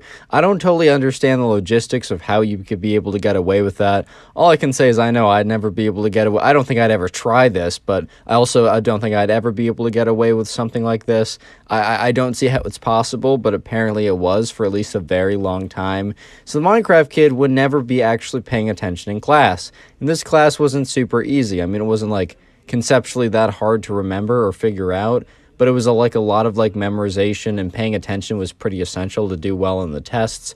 And Ben and his friends would always pay attention to at least a decent extent, and if one of the days, like, Ben didn't pay attention, his friend would tell him what he missed, and vice versa, right? But there was a bit of a problem. The Minecraft kid would always sit around either near Ben, one of Ben's friends, and, you know, the thing was, he wasn't paying attention in class, which, dude, I get it, sometimes it's hard. Trust me, I've been there, I am there currently all the time, but sometimes you just gotta do it, sometimes you just gotta pay attention, and if you're not gonna pay attention, man, like, you gotta pay the consequences. But the Minecraft kid wanted the best of both worlds, because in class, he'd never pay a lick of attention, he'd always be on his computer, somehow getting away with playing, like, full-on Minecraft, PvP, bedwars type stuff. No idea how he got away with that, but I think he somehow figured out a method that it wasn't loud, it wasn't that obvious, but I think if, like, the teacher was to come over and see him, then it would be pretty obvious, which that's for a little later in the story. But for that reason, right, the Minecraft kid, during the tests, would always very blatantly cheat off of Ben or one of his other friends. Which, like, the first time, Ben didn't really care. Since they had a quiz every single week and they had a test every couple weeks, they were assessed pretty frequently. And, like, the first quiz, Ben noticed the Minecraft kid was kind of looking over to see what he was doing. And honestly, bro, like, Ben was kind of chill. He just didn't really care. He's just like, oh, like, all right, whatever, right? But it was like, over time, every single quiz, every single time, every single test, he would just notice the Minecraft kid would sit next to either him or his friend and would so blatantly look over and cheat. But the teacher really was never really paying that close attention when kids were taking the test. He was always either looking at his computer, maybe getting ready for more material, maybe, I don't know, setting up an installer for mining Bitcoin. I'm bringing the joke back, baby. You just can't stop me, man. You just can't stop me. I know you want to stop me. You just can't stop me, bro. It's impossible. Anyways, though, right? But Ben and his friend was starting to get a little frustrated. Because Ben was like, hey, man, like, I've noticed the Minecraft kid has been cheating off of you, and he's been cheating off of me for, like, months now, every single week, and it's kind of annoying. Because, like, the thing was, right, if it was, like, a one-time thing, while I don't ever condone it, like, at least Ben didn't care, and I think I personally wouldn't care, too. I'd be like, bro, really? But I wouldn't make a stink out of it. But every single week, right, every single week, you study hard, you pay attention, and someone just, like, exactly copies your answers for everything. I think the Minecraft kid might have changed one or two answers so he wouldn't get caught. But it was just obviously so blatant. And yeah, you know what? Ben and his friend are kind of upset because they're like, you know what? We have to pay attention. We have to do all this work. We have to study hard. Well, the Minecraft kid is able to have fun in class every single day, and his grades simply aren't affected, and they're just like, damn, bro, like, that's not cool. So the first idea they have is like, all right, let's actually let's actually confront this kid, right? So one of these days, Ben and his friends say, hey, Minecraft kid, can we talk to you at recess? And he's like, yeah, sure, whatever. They're not really they're not friendly. They aren't enemies. They're just like not that acquainted. Like, they're just not like good acquaintances. So it's a little awkward to do, but they just kind of like told him like, hey man, like, we noticed that like you kind of like very blatantly like copy off of our tests. And like, if you do that occasionally, we really don't care. But can you just not do that every single day? And the Minecraft kid got really defensive. He's like, cheat? Guys, I would never cheat. I have a very strong code of conduct. I would never cheat. That goes against my morals. And they kind of just look at him because it was very clear. Like, they saw him personally. They saw him looking at like the other person.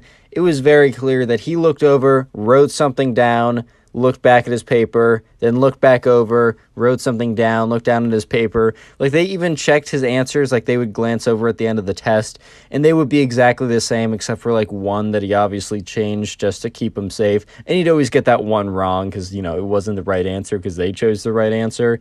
And they kind of just looked at him like, okay. And, you know, they didn't get that much from that interaction, but they kind of thought that, like, confronting the guy, being very open about it, and even though he said, oh, I would never do that, I don't know what you're talking about, maybe now that would kind of, like, scare him off, right? Because, like, he knows that they're onto him, and maybe that'd be enough for him to not do it, or at least not do it so often / blatantly. So Ben and, you know, his friend are like, all right, well, maybe that will work, dude. Like, maybe that'll be enough to get the kid to, like, I don't know, pay attention in class, or at least at a minimum, just not cheat off of everything we do.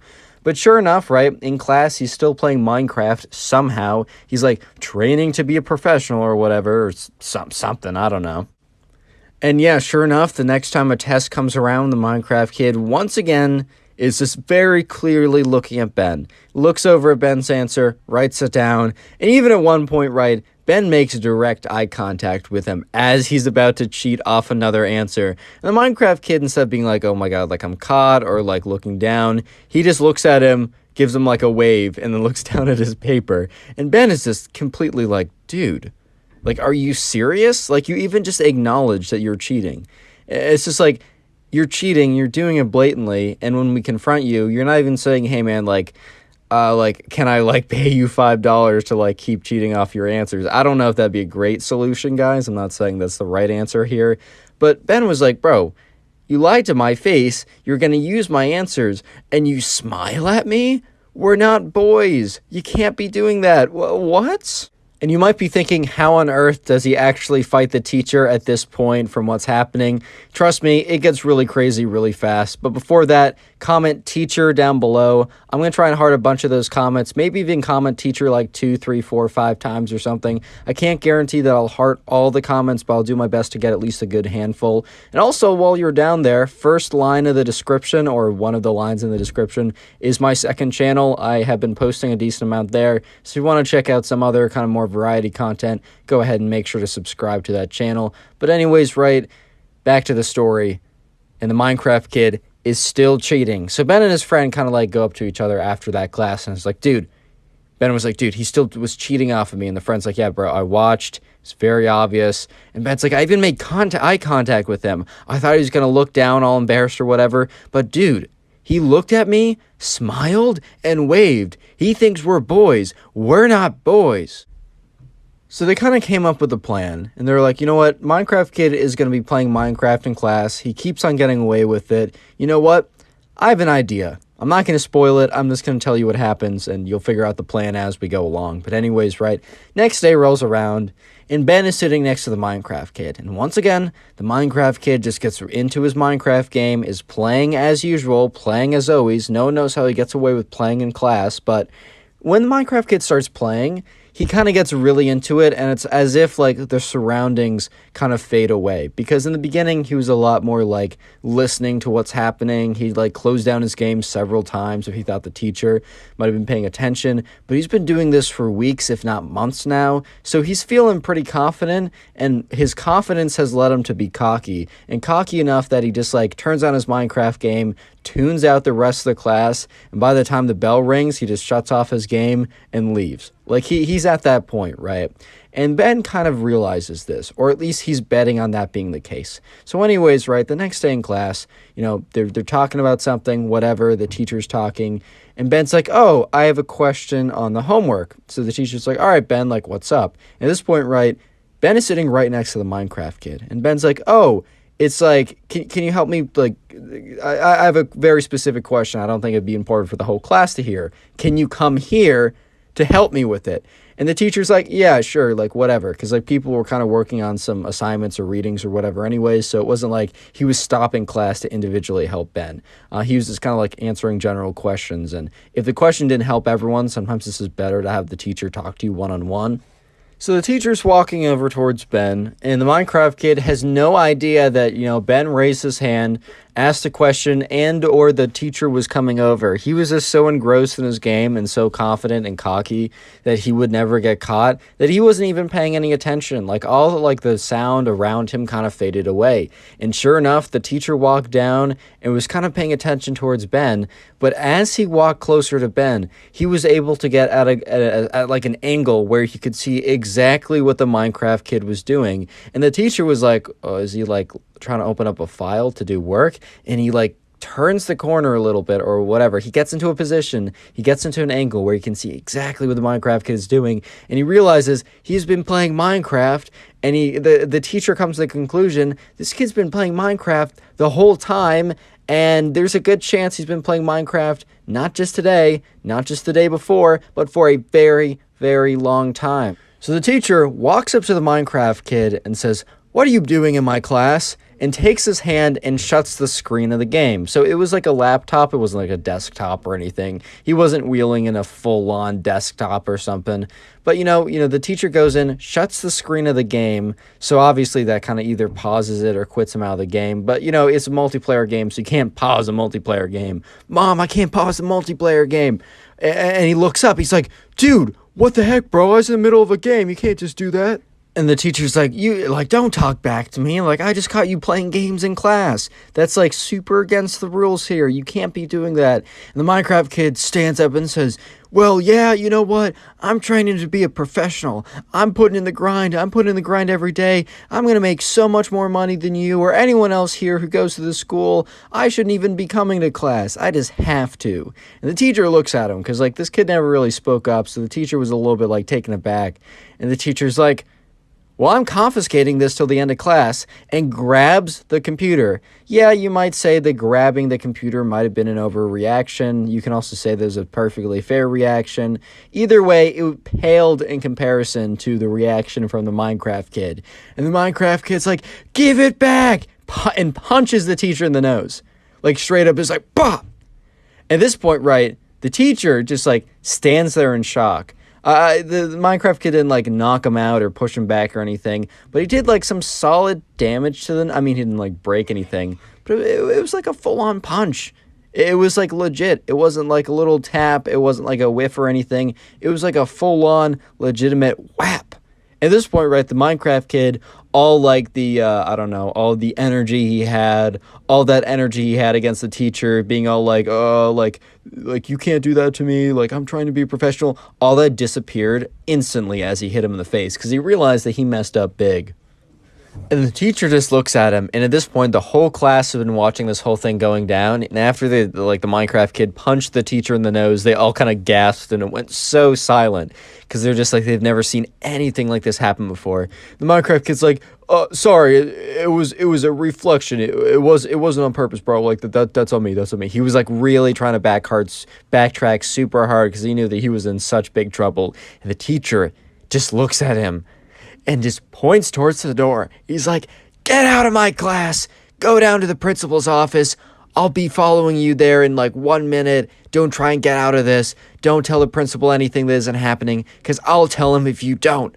And the Minecraft kid's like, yes, sir. And gets up and leaves. Because he was like, all right, I need to minimize how bad this is. And at this point, right, Ben looks at his friend. Because, like, Ben just wanted the Minecraft kid to get a little bit of karma for cheating off of him every day in class. He had no idea that it was going to accelerate this crazy, bro. And Ben just looks at his friend with this look of like, Well, that was unexpected. Subscribe if you haven't already, and now go watch another video. There's some on screen, some recommended. Go watch one. It'll make me very happy. Today we have a story time of a Minecraft kid who was caught... Normally I'd cut that out, but I don't know. I just played that back. It sounded pretty funny. Anyways, today we have a story time of a Minecraft kid who was caught cheating in his kind of school-sponsored bedwars tournament after telling everyone that he was the greatest. And yeah, the ending was pretty hilarious, so you want to stick around, sit back, relax, leave a like in the video to claim your free nothing, as always. And yeah, let's get right into it. Subscribers sent in today's story. We're going to call him Robert. I got that name from the comment section. You know the deal. Leave a comment with a name you'd like me to use. It could be your name, your dog's name, your arch enemy's name. I really don't care. I'll be using your names in the comment section. Anyways, right, so this guy named Robert, at his school, kind of like the kids came together and they decided that they wanted a kind of a grade-wide Bed Wars tournament for anyone who wanted to join in. For those who aren't aware, Bed Wars is a minigame, a Minecraft minigame you can play on Hypixel. I've had a lot of fun memories on there. I've also gotten really mad when people come in and like infinite god bridge 10,000 clicks per second over to my base, knock me back away from 20 feet, and then destroy my bed within 0.1 microseconds. Like, that's a little frustrating. I remember playing in the days when it wasn't so sweaty, and I enjoyed it a little bit more. However, I've had great memories on Bed Wars, and I think it's actually a pretty cool idea that his grade came together and organized a Bed Wars tournament. So it wasn't necessarily like the idea of the school to put this thing together. However, it was like kind of organized a little bit by the parents, kind of very generally, but it was up to the kids to really organize it. And it was like the school kind of gave it the A-OK, like the thumbs up, because it was kind of contacting everyone in the class. And to do so, I think there were some school regulations, but they gave it the A-OK. But anyways, all you need to know is that there was a Bed Wars tournament and anyone in the class could be eligible. So not everyone played, obviously, because not everyone played Bed Wars, but on one of the days, they announced the tournament and they said within a couple days, we want everyone to submit, you know, if they want to play or not. You were also able to submit people you wanted to be teamed with, but you could also submit to yourself as like a single pool. You don't have to go in with anyone, and they would just assign you team members from other people who didn't really have anyone else they wanted to be teams with. And by the end of the like 2 or 3 day period, there were 4 teams of 4 people. So 16 people from the grades signed up for the Bed Wars tournament.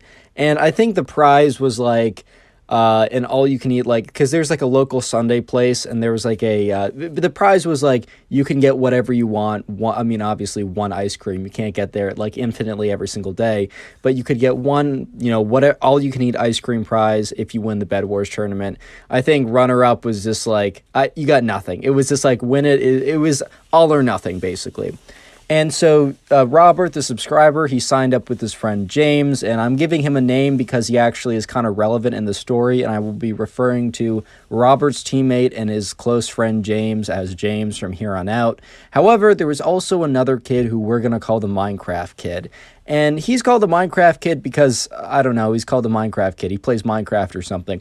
But he was also kind of a jerk. He was kind of like that kid who no one really liked, and he didn't have any friends. And it wasn't because, for unfortunate reasons, like, oh, he looked funny and all the kids were mean, so they refused to be friends with him.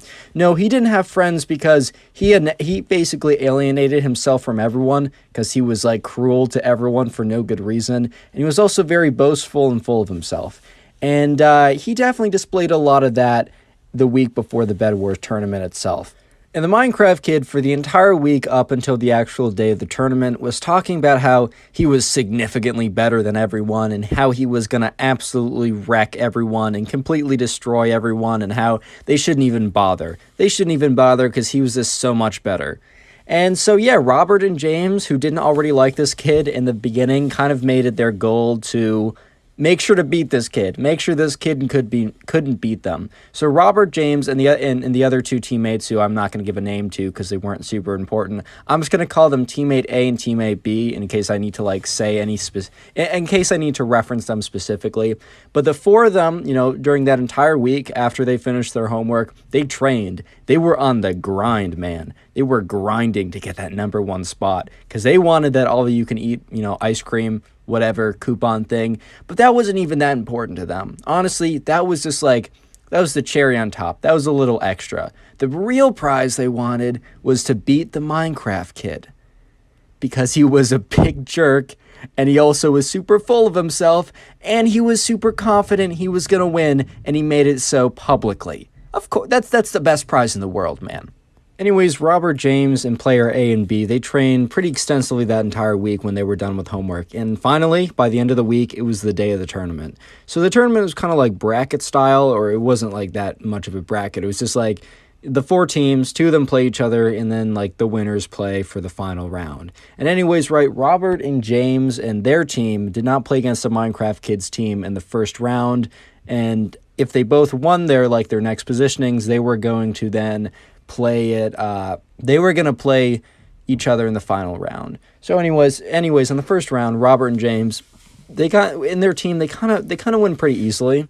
They were just simply better. There's nothing really I need to say here. But also the Minecraft kid and his team won as well. And while, Robert and James weren't able to see it, some of his classmates who didn't opt in to play opted in to watch.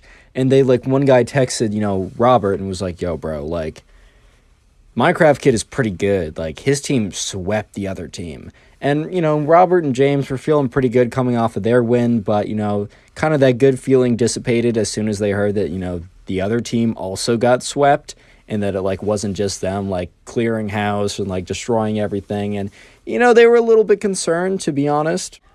Real quick, comment bedwars if you made it this far into the video. I just want to see how many people made it this far, and I do appreciate it. Commented a couple times. I wasn't able to get to heart a bunch of comments yesterday, but I will do my best today to try and heart some comments to say bedwars. So comment bedwars down below. Maybe even comment a couple times if you'd like.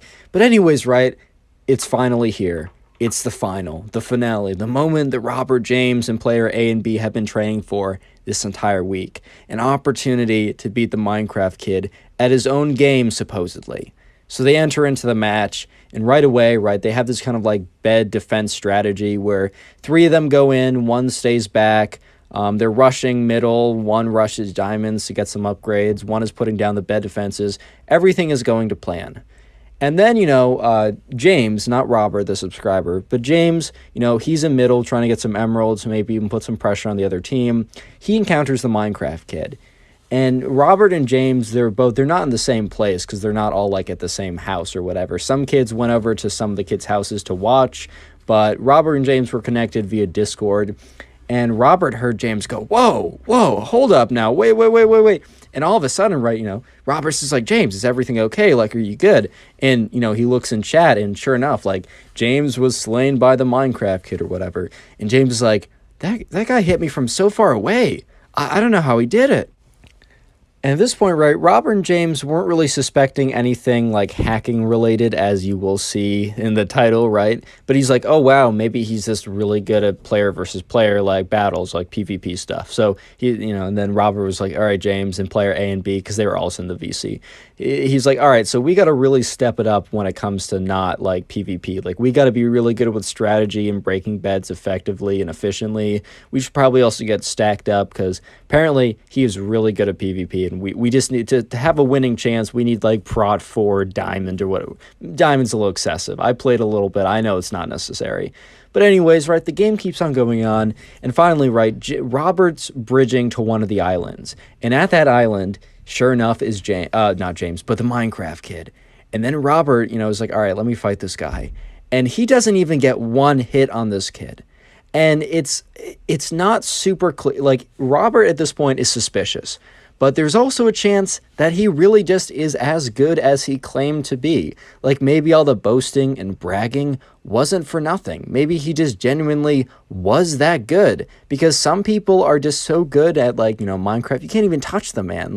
I don't play that much, and, when I do, and I go on, a practice server, I just queue into something, I'm like, oh, let me just get someone at least my level, maybe a little bit better. I get, someone whose username is, 1 character long, and they, combo me, 50 times in a row. I'm like, yeah, this game is just not fun. Skill-based matching, matchmaking, is just not a thing, I guess, okay? Either way, right, Robert and James were like, all right, even if this kid is cheating, like, he's not getting caught for it, and he isn't cheating so blatantly that we think he's going to get, like, banned mid-game. So we really got to, like, sit down, strategize, and figure out a way just to survive this. Like, even if we tie, we just can't lose to this guy. All right, I can already hear all you guys typing away on your overly expensive keyboards about how you can't tie in Bed Wars, and it goes to, like, beds broken and then like dragons or whatever. You know what I mean, okay, right? They're trying to at least make this game close at a minimum. But anyways, they're losing ground. The other team is like, getting upgrades. They're putting pressure on them. The Minecraft kid was like really close to breaking the bed. It was just like knocked into the void, by James or whoever, right? It was getting really close. And right, they were just talking to each other like, we got to do something like kind of quick because we're going to run out of, and as soon as that happened, right, they all happened to be at mid aggressively trying to get emeralds. Bed broken. They see that message pop up in front of them. If you don't know, in Bed Wars, you respawn infinitely. You can respawn as many times as you want, but only if your bed is still there. Once the opposing team breaks the bed, then it's GG. It's unlucky. Like, you will not respawn. You're still alive. But once you die, you will not respawn. So it's a really big deal, and you try not to have your bed broken. And they're like, that's it, man. Like, we need to get this bed. We just can't win without getting the bed. I mean, obviously. And Robert and James were talking to each other, and that's when they notice in chat, final kill, player A, and player A, and the Discord's like, God damn it. Like, and they're like, dude, what happened? He's like, I don't know. He just snuck up behind me and just knocked me into the void. And then soon enough, a little bit later, player B knocked into the void as well. And they're just like, oh my God, like, what are we going to do? And this is when Robert and James say, you know what? This isn't like the best way to win. But we're going to wait till bed breaks. Because if you don't know, after a certain amount of time, the beds will just automatically break, even the ones that haven't been broken yet. And it was about 2 minutes till bed break. He said, you know what? We're not going to risk it. Let's just wait it out. So they decide to camp at mid, collecting a bunch of emeralds and kind of very carefully running back to one of the islands to buy upgrades and stuff and all that good stuff. So yeah, sure enough, Robert and James, as the only two left on a team versus a team of 4 with a bed, they bought everything in the book. They bought, punch bow, fireball, ender pearls, speed pots, invisibility pots. Like, they even had a knockback stick. They bought everything they possibly could, camped at middle, got geared up as much as possible. Because at that point, right, it was close enough to bed break that it just seemed worth it to try and hold it out like that. So anyways, right, the time ticked down, and then finally, all beds broken. It's a 2v4. They're stacked up as possible. They pre-gap, they're in the middle, and they're just waiting. And sure enough, right, Minecraft Kid and his 3 other teammates, they start walking to the center. And as they're walking to the center, or moving to the center, running, whatever, sprinting, however you want to say it, James is able to get an expert bow shot on one of the players and hits him as he's jumping over, which just sends his knockback just enough to send him into the void. 3v2. So now that, odds are looking a little bit better, but still the Minecraft Kid is yet to be defeated in PvP. He has died once or twice, but this is either he falls into the void on his own accord, or he was knocked into the void when he wasn't fighting back. So they did kind of realize that there was a massive skill gap between the Minecraft Kid and the other 3 people that were playing with him, because they were randomly assigned. The Minecraft Kid did not come in with a teammate, because no one in the class really liked him that much and wanted to play with him. So it was just the other random people who didn't sign up with someone. Or maybe 2 of the players signed up together and just got assigned in the group of 4. But anyways, right, Robert says, I'll take on those 2, James, you take on him. So that kind of evened out as they assumed that 2 versus 1, 2 of the other players would equal at least one of the Minecraft Kid. So they went into fight, and Robert was, it was kind of close, and he almost died, and he healed up afterwards, but he was able to defeat the 2 other people. But he looks over as James is just getting comboed, hit again and again and again, and he's fireballing and pearling out of there. But the Minecraft Kid, he realized beds were going to break, so he got some pearls. He got some gapples as well. He stocked up, not as much as those 2, but just enough to keep catching up to James, not letting him fully heal. And sure enough, final kill, James. And it was a 1v1. And at this point, Robert was like, there's no way I beat him. Yeah, my stuff is better, but he's just so significantly better than me. And Robert, looks at the Minecraft Kid, who now turns to him, is finishing up, healing up, and looks directly at him. and starts kind of like pacing towards him or sprinting towards him or whatever. And, Robert, he kind of fires some bow shots to kind of knock him back a little bit. He gaps again as his like other absorption hearts were like removed or whatever. But finally, man, he can't do anything else. He has to fight. And this is when he kind of felt the sketchy hit. So he went in for a hit. He didn't make it. The Minecraft kid hit him. He flew back at least 5 or 6 blocks. And as he's flying back, he gets hit again and flies back another 5 or 6 blocks. And yes, you could say it's, ping or connection to the server, as Hypixel is not known for its great ping. But this just felt sketchy to him. So he had 2 ender pearls, and he took one, and he pearled out of there, and he pearled to an island. And the Minecraft kid apparently didn't have any pearls, but was starting to bridge over. And at this point, right, Robert was just like, oh my God, like,